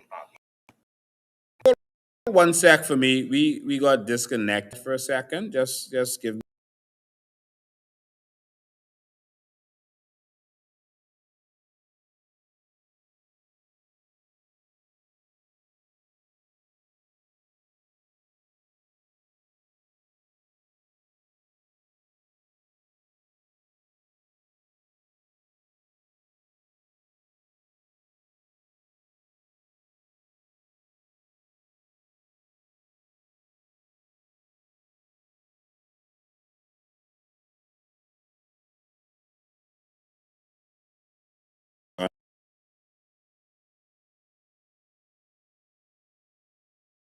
Situation, I got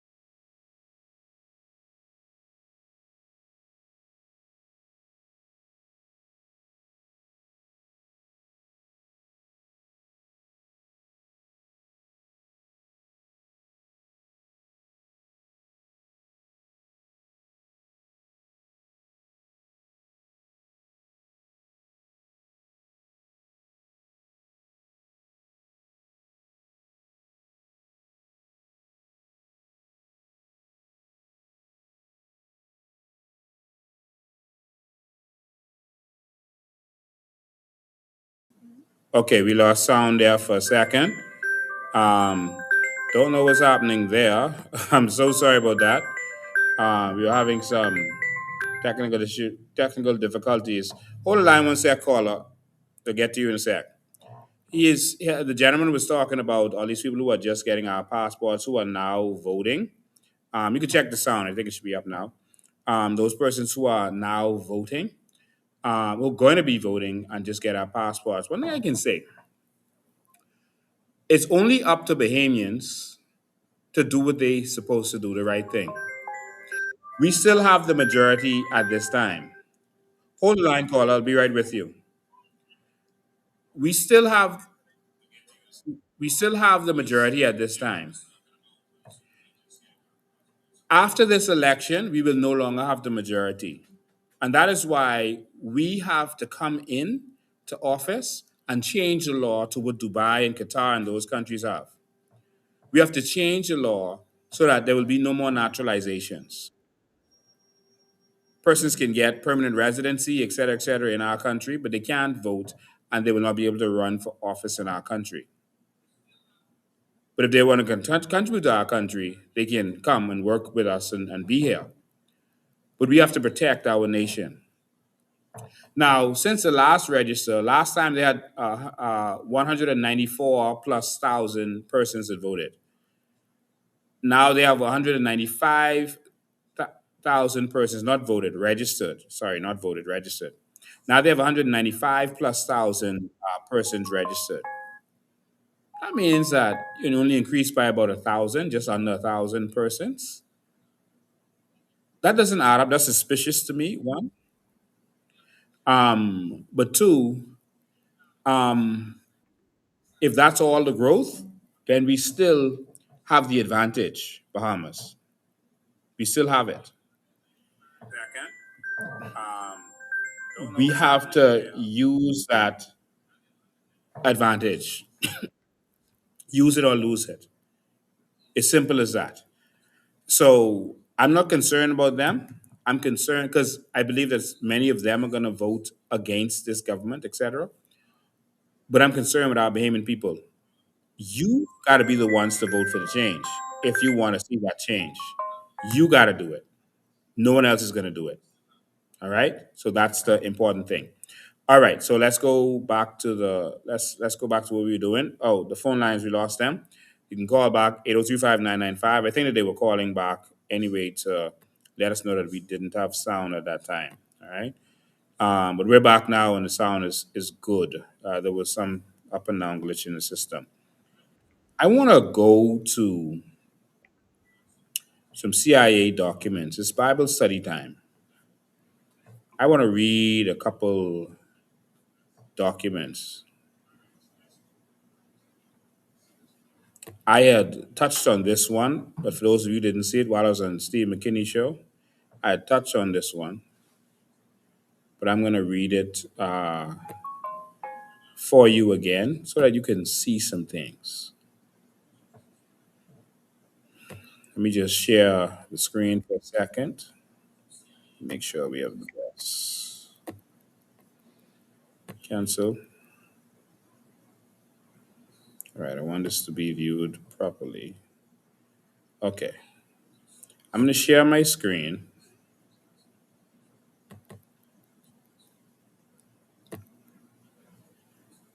All right.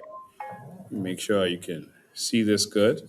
Ladies and gentlemen, the document you're seeing is a CIA document, an actual CIA document, because they were considering uh, indicting the prime minister of this. That's in 1988. This this after Finland had won in 1987, they realized he cheated the election, and they felt, well, maybe it's nothing that you could do. The FNM is too weak, and so maybe we just should lock him up one time. And so this was an actual document where they did a study to see what would happen if they arrested him. All right. And so this is the document that you're seeing on your screen. Let me just look and see how you're seeing it to make sure you're seeing this properly. All right. So, we always have the documents. Okay, you're seeing this very well. Good. All right. So, some things are redacted. That's the stuff you see in white. But I wanted to get straight down here. They talked about the impact on Bahamian politics and the economy on if Finland was indicted. And they talked about his party and the loyalty of his cabinet members. I've read this on Steve's show. They talked about Clement Maynard and who was Attorney General, etc. And they talk about the backbenchers. The backbenchers have a duty to keep the government in check, but not in this country. They sit down because they want to keep their job and they say nothing. Um, and then they talked about the Free National Movement. This is the important part I wanted you to see. All right. It says, moreover, the Free National Movement currently is suffering from weak leadership, just like it is today, and severe financial constraints. So the oligarchs wasn't giving them no money. That seriously undermine its effectiveness as an opposition party. So that weak leadership and severe financial constraints. The same thing the FNM is going through right now. Its members might attempt to open debate in Parliament on Pinling's indictment, but the ruling party probably would counter that the movement itself is tainted by drug related corruption. Did you see that? This is the study America did as they studied our country. This is their study. And what does the study say? The F&M was drug tainted too. So some of y'all think, oh, the PLP more corrupt. No, they're not. The F&M is corrupt in a major way. Plus, they do the same stuff, but they just hide it better. See, most of the people connected and benefiting from the F&M's corruption, most Bahamians aren't on their level, so they'll never be in the conversation to know what they're doing. The PLP works with smaller people, so you end up knowing what's going on. Everyone got a friend, a family member, someone they trust and talk to, and so it gets out there. But those people laughing and doing their dirt with, they ain't talking to you. They're not gonna have any conversations with you. And so that's why you feel that the PLP is worse. Both are just as bad. And if you're honest, you would have seen it. But this is what the US government is saying. This is their document. Moreover, the Free National Movement is suffering from weak leadership and severe financial constraints that seriously undermine its effectiveness as an opposition party. Its members might attempt to open debate in Parliament on Pinling's indictment, but the ruling party probably would counter that the movement itself, meaning the Free National Movement, is tainted by drug-related corruption. Pinling them know it. That's how the US get this information. And the US know it. Both of them are involved in darkness. This is a US document. So let's stop fooling ourselves that only one party is corrupt and that we must swing from one party to the next one and somehow we get relief. I heard a woman on social media and WhatsApp group saying, oh, don't go with linking them right now. We just got to get rid of this corrupt PLP. That's how you get swing every time. Because the person who's saying that was telling us vote for Brave, get rid of that corrupt menace. Now they say, oh, get rid of that corrupt Brave. Then they say, get rid of that corrupt Pintad. How much times we go back and forth with this? No. We got to fix this. If you look at the CIA documents, the drug problem was a serious problem. But there were some people in government who was willing to stand up. There's some people who was willing to stand up and willing to make sure that this government, this country was going in the right direction. Those are my documents. Well, them documents disappeared. Just like that, the documents disappeared off my screen. How could that happen? That was interesting.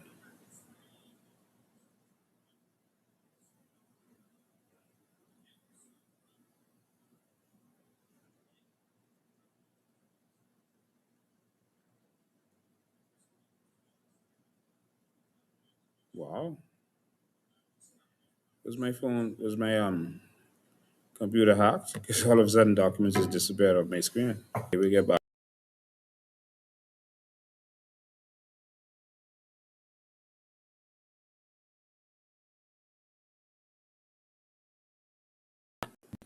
Give me a sec, trying to pull up some stuff. Literally had all these documents up and they just disappeared right in front of me now.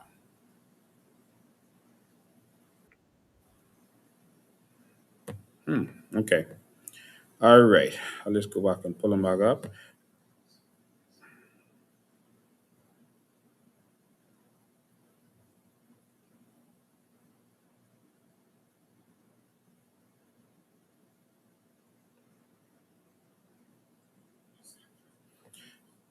So foreign countries constantly do reports to see what's going on in your country. Um, they look at your economy. They look at the political landscape, what's going on in the country. I want to look at. Did you know that there was actually a cabinet clash in the PLP? There's a reason I want you to see this. I'm going to pull this up for you right now. I just had to go dig the document back up because it literally disappeared off my screen. So I don't know where these technical issues are coming from, but let's keep going. Let's keep pushing, y'all.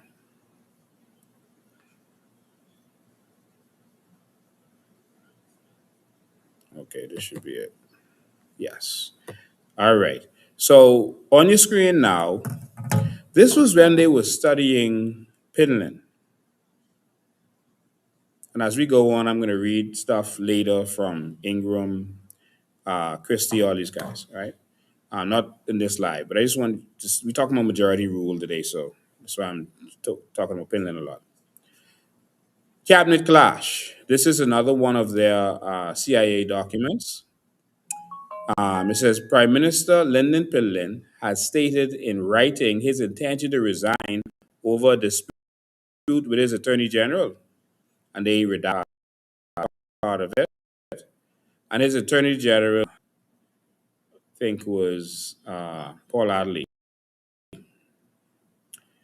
So despite having committed himself on paper, because he writing that he was going to resign, because Paul Adley and Eddie Hanna was actually campaigning hard against Pinland within the party. They were telling him, listen, you got to go.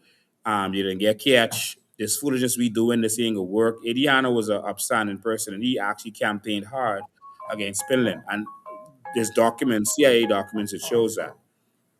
Says, despite having committed himself on paper, however, he may renege on his decision. His comment that he would wait until after the visit of Queen Elizabeth II is over on February 22nd before stepping down suggests that he is interested in a cooling off period during which the dispute can be settled and his resignation reconsidered. And so they smart. They can see the tricks that our politicians is up to. Only us don't see the tricks. So the U.S. government here is saying when they saw, oh, Pinland's put in writing that he could resign, but he said, okay, as soon as the Queen and come and go, then we could do it. They knew he was flamming, and they were right. Says Attorney General Paul Adderley, who doubles as Minister of Foreign Affairs, reportedly forced the confrontation during a cabinet meeting late last month. Adderley wanted to investigate the recent death of a prisoner at the hands of the police and an incident in which 80 pounds of hashish disappeared from the police custody last July. So, as 80 pounds of hashish disappeared from the police. So, we had problems from back then. Pinland opposed the investigations, but was not supported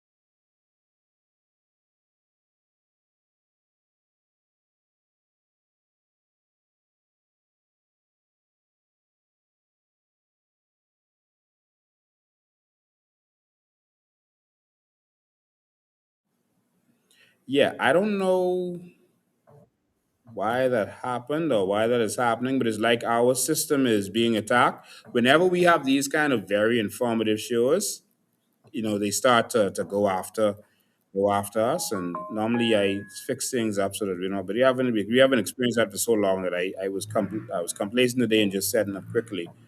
But we should be back up and running now. All right. Hello, you're live. President, audio drop again. Okay, it should be up now. Check it again. Okay. Okay. Oh, what's happening here? Okay, it's back up now, right? Okay, it's back up now. Okay. I was ringing and I can't get whoever it is. Okay, we're back up now, ladies and gentlemen. I don't know why that is happening. It seems to be under attack. I can literally tell you that those CIA documents disappeared from my screen after I pull up and started reading the first one, and I had to go dig them up somewhere else where they was hidden on my computer. And the audio keeps cutting out. I don't know what's going on.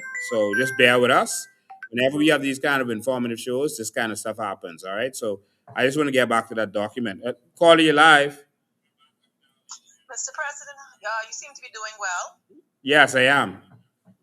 Wonderful. I'll be as brief as possible. Yes. Just as an encouragement, I was talking to a lady down the road from where I am when I walk my dog. She's opening up business with her husband. Okay. And we were only talking about her business, and I said, congratulations. And I had on my COI shirt that day. And she said, great shirt, et cetera, et cetera. And I said, yeah, man, this is the only way to go. She said, oh, you don't have to worry. I live in Golden Isles. And as much as I like the F&M candidate, she said, the first time I met Mr. Rule, I already knew that was it. I didn't even have to know him. His personality and his reputation said it all. And before God, I tell you, she said after that, her whole family knew they had to vote COI. And she said, for the by-election, a lot of them, and she's one of them, she said they did not want to vote in the by-election. But they have a surprise. They are going to vote in the big election, other factors. Yeah. So this is what I'm hearing as I go along. I campaign personally. People are fed up. Some of them just don't want to wear shirts or be seen, but they know in their hearts that the F&M is not going any more results than the PLP. Yeah. So, thank you so much for that. Okay, have a great night. All right, God bless you. And yes, that's what we've been hearing.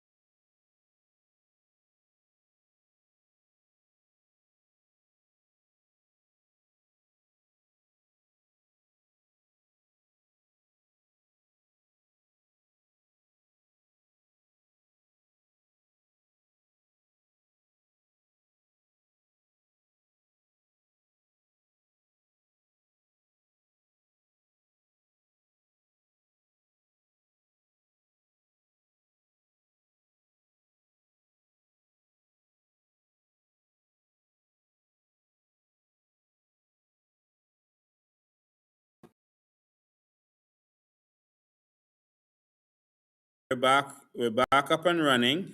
We don't know what is happening there, but again,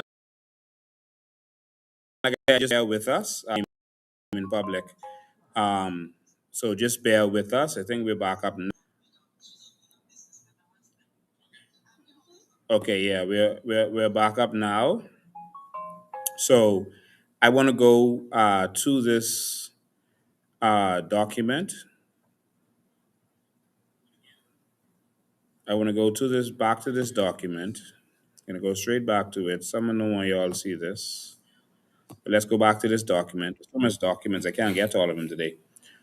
And let's talk about again. Paul Adley and the cabinet wanted to run an investigation. And the fact of the matter is, that's a police thing. The cabinet shouldn't have to get involved with that. All right? If the police lock up persons for 80 pounds, the stuff went missing, the police should investigate it. They shouldn't need cabinet approval to investigate that. The police is supposed to be autonomous of the government. But of course, it seems like the leadership of the PLP had a different idea from the cabinet ministers, and so they threatened. So they outvoted the prime minister, and then he threatened to resign. I'll read some more of that now. But this is why I wanted you to see that. There are people who say, "Oh, the FNM has a new leader now, so things going to be different." When you have a leader, you gotta do what he says. This Pinlin, this is Sir Lyndon Pinlin, who had one vote in cabinet. The leader of the government, the executive, has one vote. One. Whatever the cabinet do, all of them votes on it. So don't tell me the FNM has a new leader. No. If these guys could vote against Pinlin,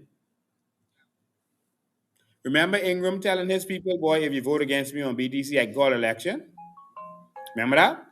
That's because they could vote against him.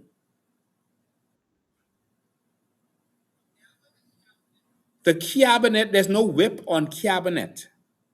They have whip in House of Assembly, but there's no whip on the cabinet. The prime minister gets one vote. And he can't go and fire everybody from the cabinet. He can't even fire the majority. If that comes out, his government will not be considered legitimate by the international law. Do you understand that? So if Pinta had sat in the cabinet with Minnis while Minnis was doing these stuff, Pintard allowed it. Because Pintard could have done what Adriana eventually did. Resign. Remember Adriana resigned? No. Everything that happened, all of these cabinet ministers that they brought back did it. The majority of the people that the FNM brought back is the same old people. Where you going with Marvin Dames again? Where are you going? Have you found the drones yet? The same people, same Marvin Dames. They come with the same Pintard and Shannon Dawn. They come with the same Dwayne Sands. I don't have to list all of them for you. But look at them. This is the same crew who voted with Minnis. Minnis could not do anything he did without the majority vote. Don't let them fool you. They voted to keep the Dorian supplies from the people of Abaco and Grand Bahama. Imagine all Grand Bahama MPs, cabinet ministers, and not one could stand up to Minnis and say, hey, the Dorian supplies reached, I got to go to our people. Not one. Not one of you stood up and said, no, Abaco, these people suffering. Lincoln Bain and the COI had to jump on the plane and go to Abaco and say, hey, monies was donated to give to each one of these people. Give them their monies. And then Minister, after we exposed them, said, okay, 10,000 if you lose your whole house. 7,500 if it was just damage. And then I forget how much, couple thousand for lesser damage. We had to stand up. The PLP didn't stand up either, you know. They ain't say nothing. They ain't say nothing about nothing. They let ministers do what he want to do. All them ministers together. The COI jump on the plane. We spent our money, you know. Jump on the plane, get hotel room, and went over there. When minister said a month later, Abaco is back to pre-Dorian, 95% back. And we had to go there and say, that's a lie. We had to fight. No one in that cabinet stood up for you, Bahamas. Not Pintard, not the deputy prime minister who was in Grand Bahama at the time, not none of them stood up for you. The COI did. Cabinet is collective responsibility. Everything Minister did, Pintard did. Collective responsibility means all us in this together and we did this together. And if you don't agree with it, you have to resign. Not as an MP, but as a cabinet minister. You can resign and then you can go out and tell the whole world this government doing foolishness. Let's continue to read what went on with Pinland then. Pinland probably hoped to force the cabinet to abandon its support for Adderley. And he may have no intention of following through. This them saying that Pinland didn't follow through with his resignation. Nevertheless, the dispute will leave a distasteful residue that bodes no good for future cooperation between the two principals. It underscores some fundamental differences between Pinling, the crafty politician, and Ali, the lofty, righteous intellectual, who himself threatened to resign in a previous clash with the prime minister. This man standing up. Who do you see in this PLP government standing up for what is right? No, not one. Who did you see in that Pinta administration standing up for the people? It's a resignation by Pinling would have precipitate a new round of elections. So if Pinling did resign, it would have lead to elections. But the situation is not likely to reach that extreme.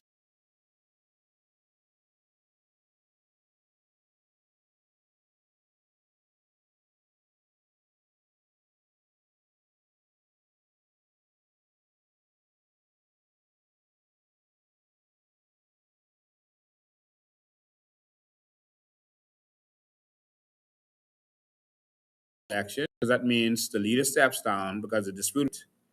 If the entire opposition steps down, you have to go back for a new mandate. This Westminster. Now, Westminster is in such a way that all of the rules are not in writing. They are conventions.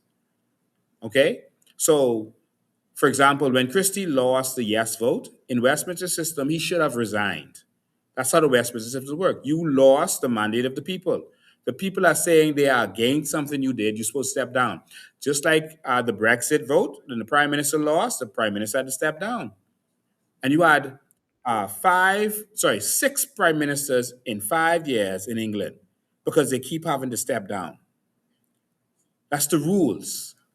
You step down. That's a convention. The problem is that is not in writing, so most Bahamians don't understand how it works. When Brave was caught with a situation with Bamsey, when he said it was insured, and he said it in the House of Assembly, if you say something that deceives the House of Assembly, you must step down. But here, they don't step down. They ignore the Westminster system. The Westminster system could work, It works in other countries. It works in England. It works in Canada. It works in other countries. It just don't work for us because they don't honor it because Bahamians don't know the Westminster system. None of this was going on could happen in England or Canada. We'd have had more resignations. Ministers would have to resign 1,000 times. So I just wanted you to understand that if Pintard wanted, we could have been getting ready for election right now. Because if the opposition resigned, it would have forced a general election. That's a convention. All right? The opposition Free National Movement is attempting to take advantage of the conflict within Finland's Progressive Party by calling for a vote of no confidence in the Prime Minister. According to a press report, the motion will be debated as soon after the House of Assembly convenes on February 19th, there is little chance, however, that Pinling's representatives would put their own political careers on the line by supporting the opposition's motion, and a no confidence vote seems destined for certain defeat. Um, yeah, so that's. I can't go into more of these documents, but I have them here, and I can tell you that uh, they tried to put a no confidence vote to Pinland at a certain time, 80 candidate, and the opposition refused to support it. The opposition was working with Pinland. They went to the opposition and said, "Man, listen, we could come together and do this no confidence vote, and we could get rid of him because he doing some shady things happening with these drug dealers." The opposition, the leaders of the opposition said no.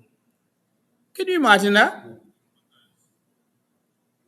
Can you imagine that? So Adriana and Paul are like, hold on, what? We have a chance to get this right, to fix this. The opposition refused. They have the CIA document showing that the FNM and Pinland working together. They have the document. All right. If I had more time, I would show you more of these documents. And then another time they came and they did do a no confidence vote, and he survived. Well, that was the previous no confidence vote. But there's all kind of documents where they can see that the FNM and PLP is one. And when it's time, they actually work together. Let me tell you why you need to vote hard for the COI and campaign hard. Because if the PLP and the FNM have enough votes to form the government and the COI has the rest, the PLP and the FNM is going to merge. That's when you can see their true colors, but they could be too late. We need to just get rid of them. We got to make this happen. We got to do this. Bahamas. Let me go back to the phone lines. I know I was reading this stuff and y'all are very interested, but I want to hear from y'all a little bit before we have to end this. 803-5995, that's the only number we got today. 803-5995 is the number. Call in. What do y'all think about this stuff? All right. What do y'all think about this? All right. So page 11. What's the date on this? Yeah, what do y'all think about this stuff? What do you have to say? 803-5995. 803-5995 is the number. So call us in. Call us in and let's talk. All right. Call us 803-5995.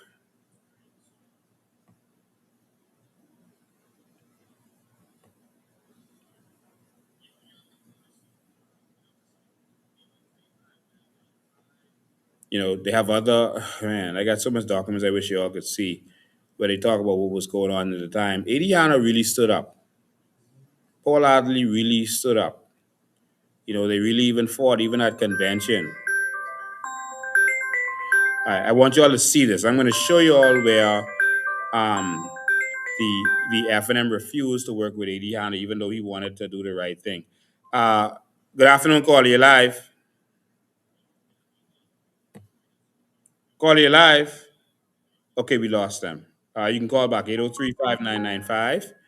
Let me share the screen for you so that you can see this. I want you to see this.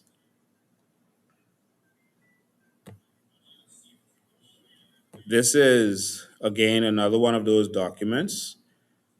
CIA's Latin America group. The Bahamas, Pinland still on top. They talked about his position and what was going on. Let me just read this. Let me just read this for you. I think it's worth to read. This is majority rule, and I want you to remember what really went down, and the fact that the majority never ruled, and now those who are the majority is now going to not be the majority as foreigners are now taking this country over. But let me just read this. It's interesting documents. All right. Despite pressure from both the ruling the ruling and opposition parties. So he was getting pressure from his own party and the opposition. Despite pressure from both the ruling and opposition parties, Prime Minister Lyndon O'Pillen remains firmly in control of the government. His recent re-election as leader of the ruling Progressive Liberal Party and the inability of the weak opposition party to pose a strong challenge tends to discount rumors that Pinling will resign from office in the near term. Again, it was calling the opposition weak, but that was intentional. Although the Prime Minister may face serious charges when a commission of inquiry into government corruption presents its report later this year, we believe that he is determined to remain in office and will take whatever steps he deems necessary to maintain his position.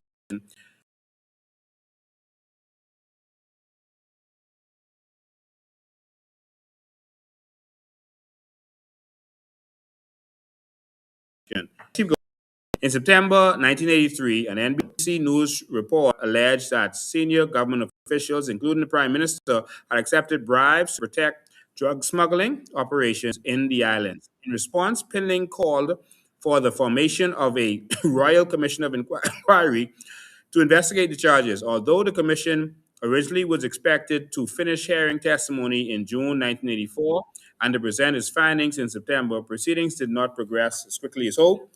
As a result, commission members now anticipate releasing the report in late December, and the rest that was redacted.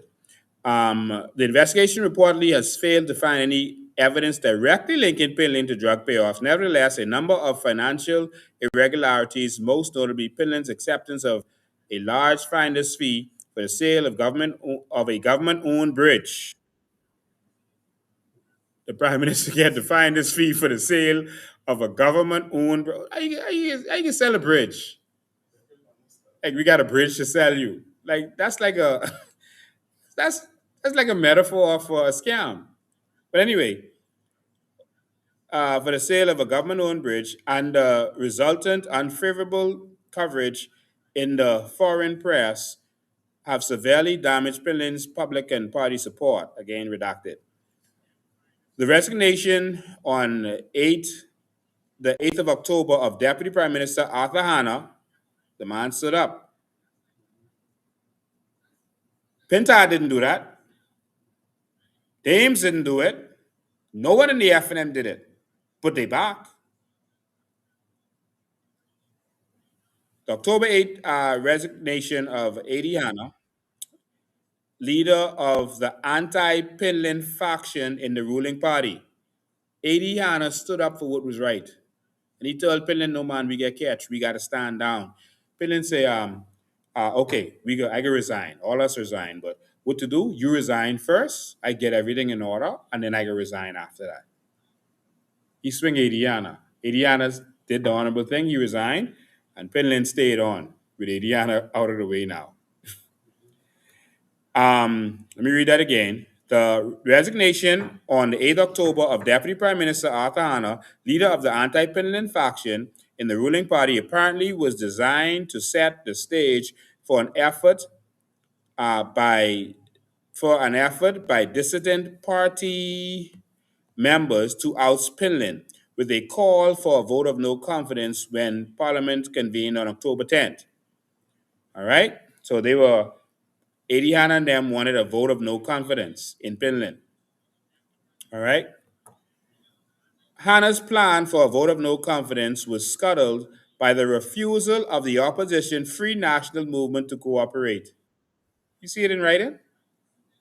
It's in writing. The FNM, if you feel Pinlin is so bad, and he doing this and he doing that, and you're speaking up and asking questions and everything, but when it's time to actually take action against him, the FNM said, no, let him say. We want to talk, but we don't want to do nothing. That reminds me of the FNM today. You'll tell them, take action, they'll stand up and ask all kind of questions. And then you say, okay, use the powers of the PAC, subpoena them, take them before the courts, use judicial reviews against them. No, we don't do nothing. We don't actually do nothing. We just want to talk, so we can say we talk. And then we'll wait our turn to come do the same thing. And Bahamians keep falling for it. You see this here? A.D. Hanna said if the FNM come on board, we could have a vote of no confidence and Pinlin will be gone. After all that noise making, the FNM said, no. We like Pinlin. Don't mind us. We ain't here to win. We like... You see it for yourself in writing. Lacking the support of opposition parliamentarians needed to topple Pinlin, Hanna apparently abandoned the plan. Pinlin then moved to strengthen his control of the party during the organization's convention in late October. They redacted that part of it. They didn't want you to see what they was actually said, what they actually was singing. The strength of Pinling's support within the party was demonstrated when his hand-picked candidate for the party chairmanship defeated the incumbent, a strong Hanna supporter, by an overwhelming 302 to 107 margins. I want you to see the U.S. is be watching everything. So everyone who's supporting Hannah Pinlin pushed out. With Pinlin's control of the party stronger than ever, and those most tainted by the commission hearings removed from leading government and party positions, the Prime Minister is now likely to focus on developing a strategy to deal with the results of the Commission report. Pinnin probably calculates that many of the accusations will be discounted because the testimony consists largely of unsubstantiated third party evidence, much of it from convicted criminals and known drug traffickers. The postponement of the report's release is likely to work in Pinlin's favor. Over a year already has lapsed since the initial accusations were made, and public interest probably will continue to wane in a few months. Choose not to release the entire report. The chances of a leak make this a risky tactic.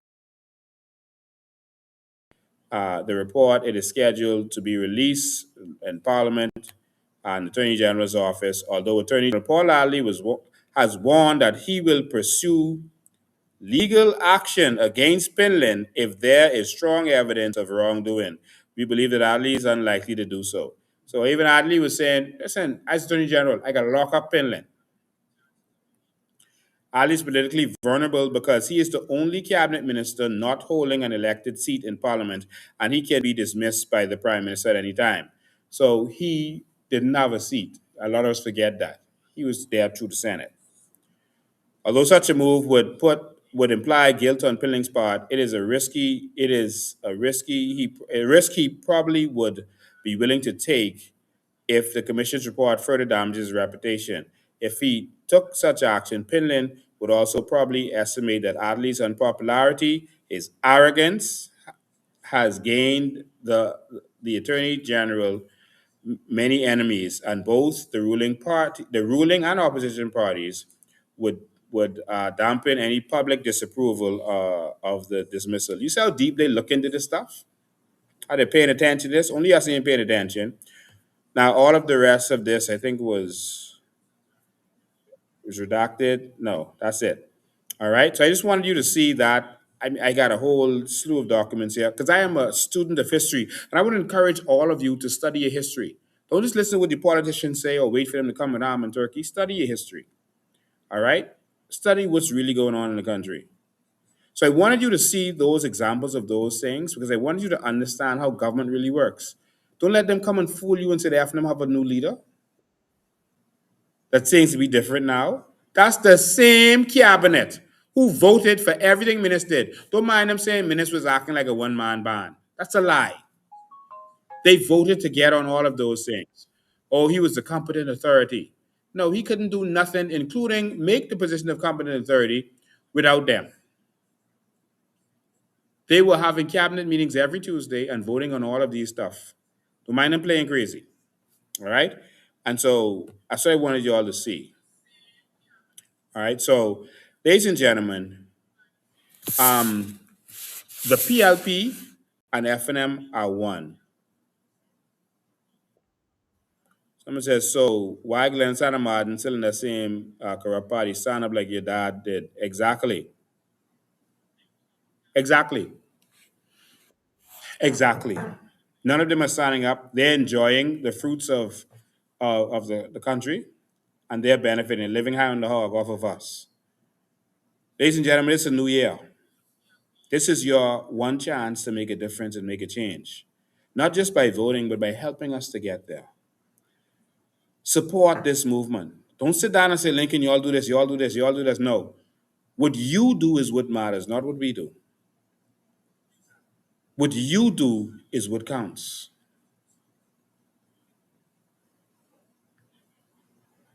You have to go there and spread the word, spread the message, talk to your family and friends, get them to tune in every Sunday at 5 o'clock. We will be here. On the 25th, we're going to be releasing our shadow ministers. Now, watch Pinta them. They're going to try in that 2 week period to try to do some stuff to make themselves relevant to counter what we're doing because they copy us all the time. But that's what we're going to do. Pay attention, listen to the vision, and see what we got. But, ladies and gentlemen, this is your one chance to make a difference. This is your one chance to transform this nation. What are you going to do is the question. We need you to fight for this. Support the movement. Support the movement. You can go to our website and you can support the movement. Every party needs funding. You can support us by coming out and walking with us. If you're in Pinewood and you want to walk with me, send me a text or WhatsApp, 8035995. Just make sure in there say walk so I could, when I do search, because I get so much text, I'll search for walk. And if you're in Pinewood or if you're in another constituency and you want to help us walk, let's go. Let's do this. We're going to start walking this week. We need your help. Let's come take this. If you're in a constituency, any constituency, come out and help one of our candidates. If you're in Freetown, if you're in Elizabeth, wherever you are, you come to our headquarters and let them know that you want to be a part. Our headquarters is open every day. And come be a part. Help us transform this country. Because if we don't win this now, it's over.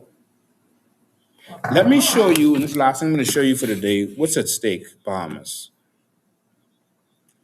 Let me show you what's at stake. You know, these fellas know that everything that I've been saying to the Bahamian people is true. They know it, you know.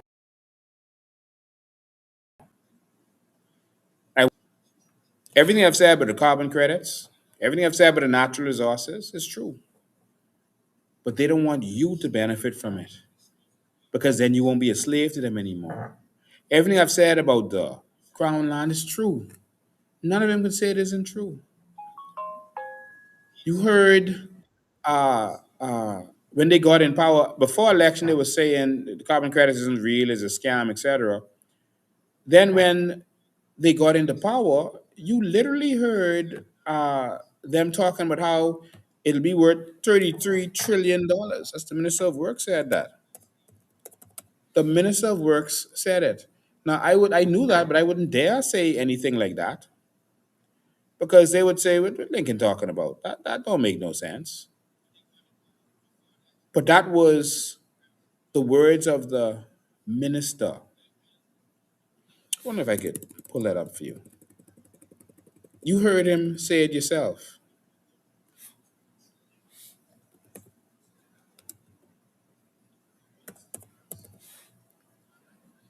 Yeah, let's pull that up for you. This is Alfred Says.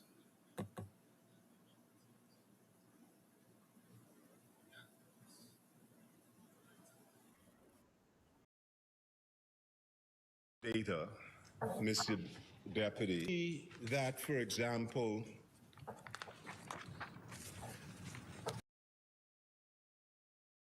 the fastest growing area of the international economy is carbon trading. And if we look at the latest publication of Bloomberg, we will see that it is predicted that by 2030, this particular market of carbon trading will reach up to $33 trillion. He said the fastest growing industry in the international community in the whole world. We got the biggest chunk of it. He said $33 trillion. It's the worth. He said in 2030. But many of you thinking of 2030 like that's so far. That's 4 years from now. We need to get in there. And we are at the vanguard. 33 trillion, and I'll share it with you. 33 He'll trillion share it. He got the documents. He got the proof. predicted in terms of the growth. Because, and if we look at it, the global economy, if we look at the G20 countries, 19 of the G20 countries have enacted emission control legislation. In China, laws are being legislated to control emission. Throughout the United States, in most of the states of the United States, laws have been passed to control the emission of CO2. So what we see then is that because there's a global recognition that all of us are in peril, most especially island nations. I'll leave it there. It's longer than that. This man is presenting after they told everyone that Lincoln made a selling dreams, they got in power and they're telling the Bahamas how much it's worth. And then they went and they're starting to form companies to try to steal it from us technically, virtually, so that we don't get nothing. It's worth 156 billion, the seagrass alone. And we're saying that this can't happen. Listen, if your dad leaves an acre of property for you, for you and your siblings, and you go on that property and you find gold on that property, the gold is worth $1 million. You're a millionaire. Now you have to go and dig it up and take it to market, do something with it. But why don't you do that? Why are you going to just sit there and say, yeah, but that's just the value of the property. That's just the value of what's on the property. We don't really have that. Why don't you go get it? It is certified that we can get from the Seagrass loan $156 billion. Why don't we just go get 10 billion of that if we want to think small? Why don't we get 50 billion of that if we want to think small? We are ready to take this country forward into the next Bahamas using what we have. This is the last one I'm going to play for you today. I know we had a long educational session today, but I want to let you hear from the grave. The grave is going to speak to you now. It's a message from the grave. And I think you should listen to this message because it's from the grave. Listen carefully.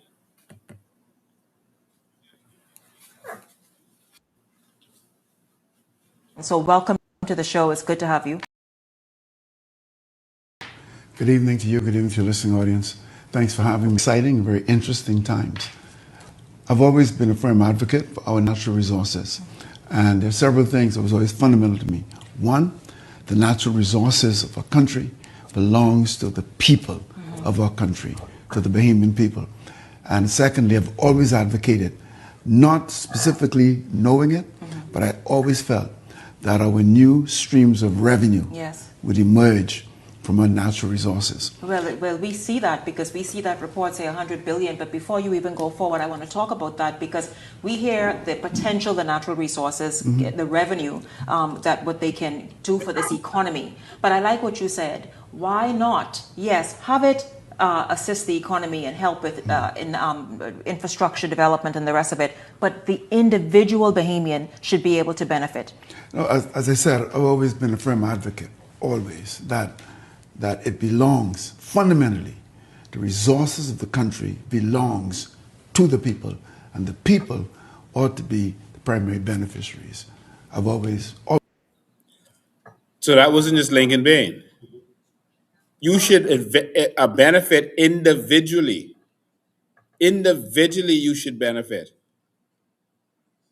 The politicians know the value of what we have, but they're going to spend the next few months on smear campaign and talking about who is bad and who is good, who is worthy, who ain't worthy, You're safe with this one. Keep voting for this one. They're gonna say brave bad, don't vote for him, vote for us. All of this stuff, but they're not gonna talk about your benefits. That's what we could talk about. And if you choose to continue to make politicians rich, that's on you. Let's finish here from the grave. Always maintain that position. With the natural resources, at the time, most of us who were advocates, the focus was really, a lot of the talk, most of the talk was aragonite or salt or pine forests or other areas. And then I started hearing and to read about our mangroves. And I didn't hear about our seagrass until even after that. And then you started hearing the talk of carbon and carbon trading and everything around carbon and Where does the climate seagrass change. come in? Because I've not heard that one before. Where does the seagrass come in, and what is the seagrass and its potential to make up that 154 billion projected income? Of course, projected, of course, it's potential. The potential is there. Haven't been actualized, but the potential is there. And they're giving an estimate, so you can't really say. But obviously, their estimate is on what some person would say on the very positive or the high side of the scale. Other persons differ, but that's not here or there. The fact is, we believe there's tremendous potential there. Now, with regards to our natural resources and the seagrass, in the world of carbon and carbon credits and whole talk of climate change and the greenhouse gas effect, of which carbon is one of the gases that's really contributes, and then you have warmer climates, you have the melting of the glaciers, then you have these more fierce storms, example, Dorian. That we experienced just a couple years ago, yeah. Dorian. Even the rains and the flooding and all the stuff that's happening all right of now. this, climate related. Now, in the Bahamas, mangroves, well, forests, basically are carbon sinks. Because as you know, we exhale carbon, the plants, they exhale oxygen, which we need. So it's that exchange between us and very plant. necessary exchange. Now, our mangroves, they retain far more of the carbon than our terrestrial plants, forests do. Also, our seagrass, it's exponentially more. And so, do we have a healthy set of mangroves? I've covered, as a reporter, I've covered stories where the Ladies and gentlemen, I'll leave that there. You know the story. This is it. 2026 is the year that you choose to go 50 years forward or 50 years backwards. This is it. This is the year that we make the decision if we're going to let them take over or if we're going to take control of this country. The politicians have failed us.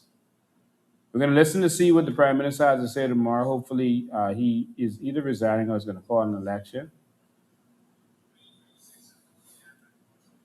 But for those of you who say we just need to get rid of the PLP and go to the FNM, that's not the way. You know that deep down in your heart.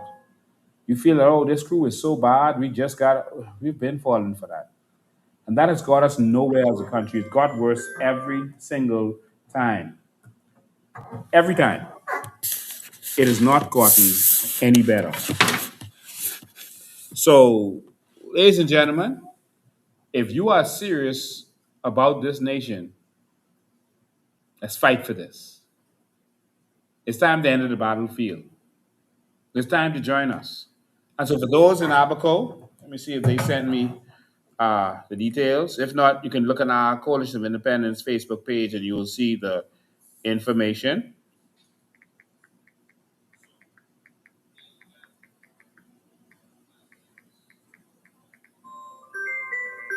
All right, let me take this call.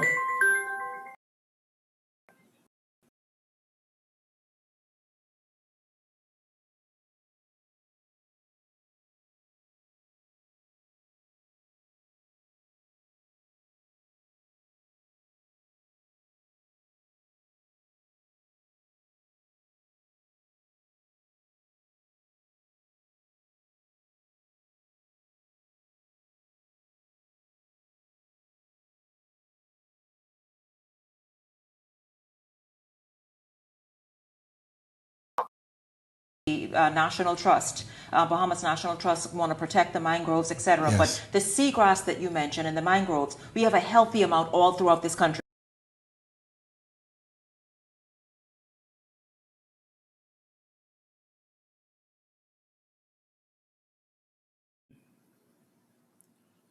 Okay. Go ahead. They can hear you now. Yeah, I was saying, Lincoln, I watched a documentary about downtown Bay Street in 1964. That's 61 years ago, Lincoln. 61 years.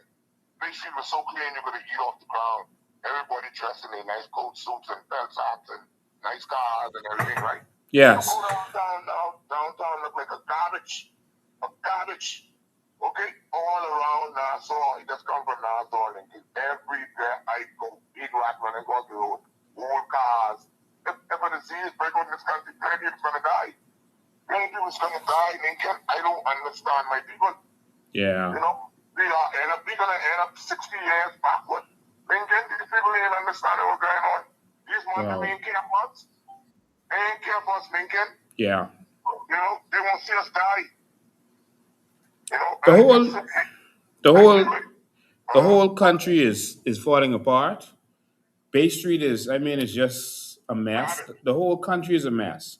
Harbor Island isn't what it used to be. Abaco isn't what it used to be. The whole country is falling apart. Elutra, Bimini isn't what it used to be.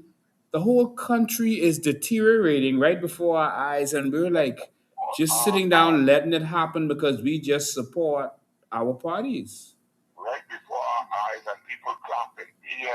PLP Ham and Turkey cars lying off from Life at Key to Foxen for Ham and Turkey. You know, and the people them very ignorant. This is what they want. They don't understand it. They don't understand why people can't see different, man. Wow. I don't know, boy. I don't know. All right, we gotta go. We gotta sign off now. Yeah, all right. Thanks for your call. Yeah, take care, sir. All right. Yeah, ladies and gentlemen, I don't know what else to say, but we're going to be in this fight. We're going to do what we have to do. We ask you to support us. Spread the message. If that's all you can do, evangelize. Get the message out there that a new Bahamas is coming. We're going to show you how we can transform this nation. We're going to show you how it can be done. It can be done. We're going to make it happen. We're going to own the hotels. That was Penland's dream. In fact, they actually spent money. I have documents where they started to do that. Let me take this last call. Call you live. Go ahead. Go ahead. Call you live. I can't hear you, caller. You got to speak up. Hello? Yes. Go ahead, caller. Yeah, good evening. Yeah, just one question. I just want to put one thing out there for you, sir. If you could do a comparison for me, the amount of monies that be taken from tourism, about, okay, so this is 7 million to 9 million tourists a year. Compared to us, how much money we spend with regards to purchasing food from abroad. You see, I want to do this because we compare now what is our number one industry compared to what is our most essential thing, is food for our people. Yeah, just do a comparison for that. Thank you, that's all. Thank you, and I'll do that. I'll break it down for you, and I'll come back with the actual numbers for you next week because I actually think that is an intelligent thing to do. I'm going to show you now some other numbers. I was going to save it, but I'm going to show you some other numbers. This is how serious it is. 'Cause we live in a country where they have no vision, and that's the reason why we are in the situation that we're in. I have less than 15 minutes left. I got to get off of here. Um, give me a sec. I'm trying to pull it up.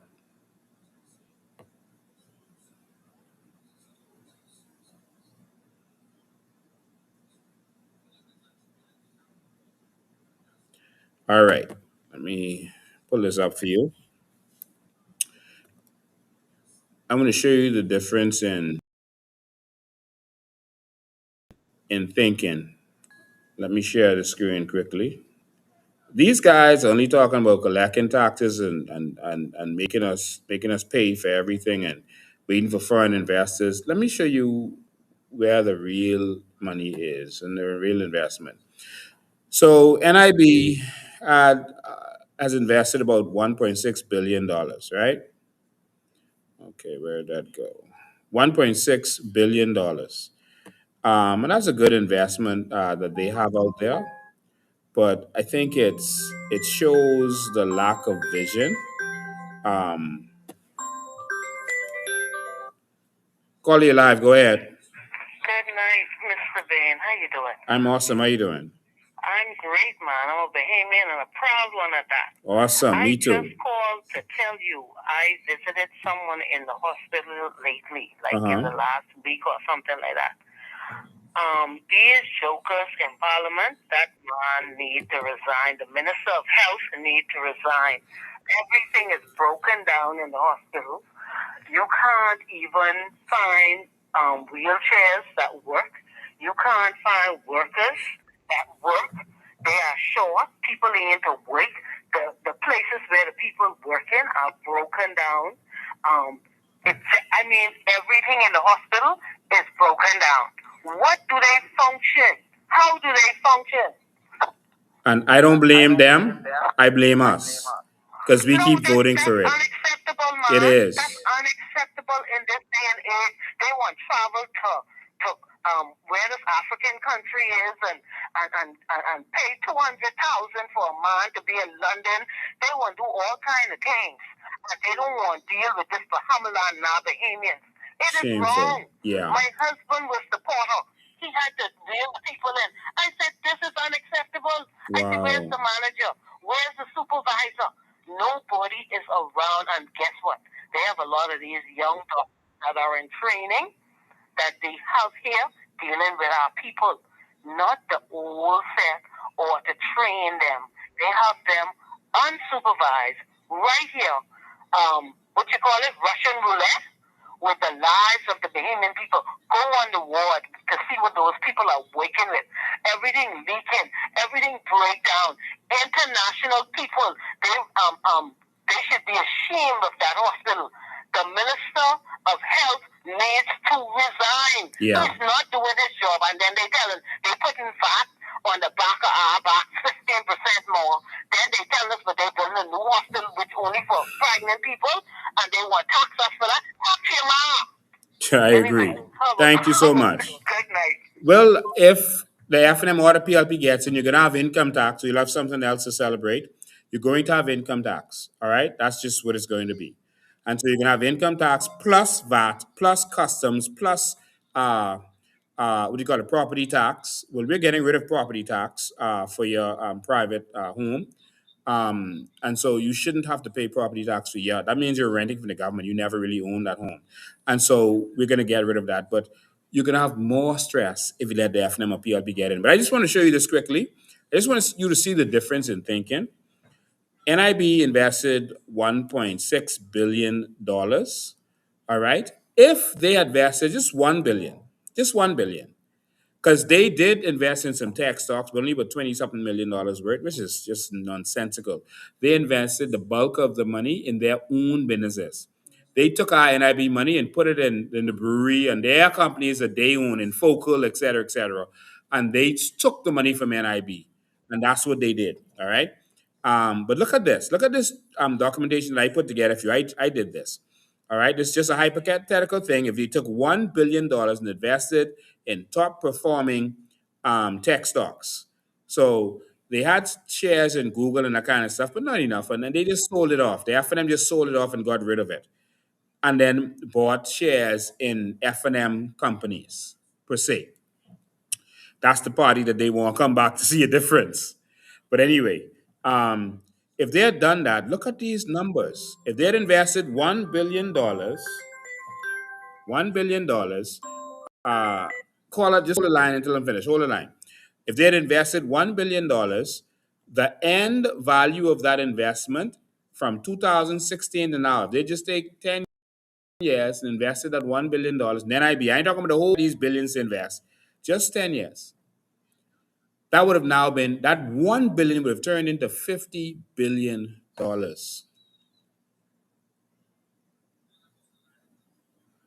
if the PLP as they were leaving or the FNM as they had come in had invested 1 billion of NIB money, this ain't government money because the government can actually do this on a bigger scale. They could have borrowed $1 billion, invested it on the tech market, and that 1 billion would have turned into 50 billion. They could have paid the little 4% interest rate like nothing. Profit.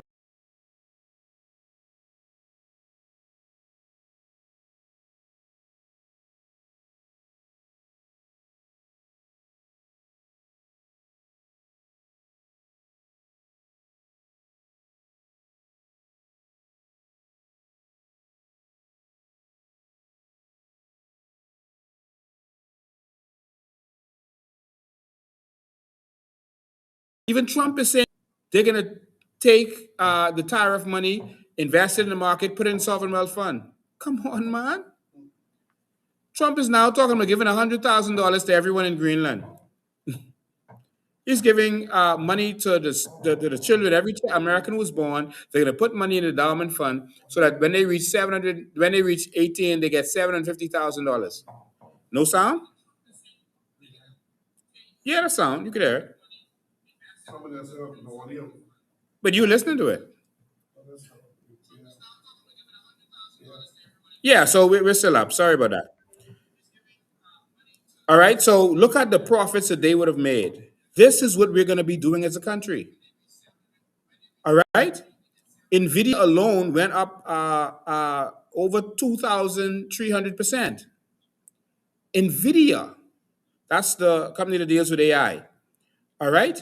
Oh, I'm sorry. I closed it. Let me stop sharing that. And if they had invested in the top stocks on the whole, it would have actually been gone from $1 billion to 55 billion.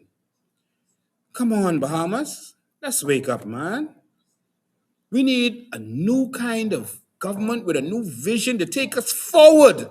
This is the 21st century. We're in a quarter way through. All of these countries are booming. Burkina Faso is building freeways out of dirt roads. Come on, Bahamas. Give someone else a chance to take us forward. We can't be sitting back waiting on foreign investors. You can't try to sell a hotel. We wouldn't sell that hotel. We're going to have hotels all over this country. Wait for our 5 days of vision. And our shadow ministers, you're going to hear. Ladies and gentlemen, let's move forward. Let me take this last caller. Call you got like 2 minutes. Go ahead. Yes. Speaking of, good evening, Mr. Bain. Speaking of property tax, I'm thinking that property tax should have a cap on it. Real estate, whatever. For the poor, there should be, let's say a person owns a house. The house is worth $250,000. Let me help you with that. There will be no property tax for Bahamians in the New Bahamas.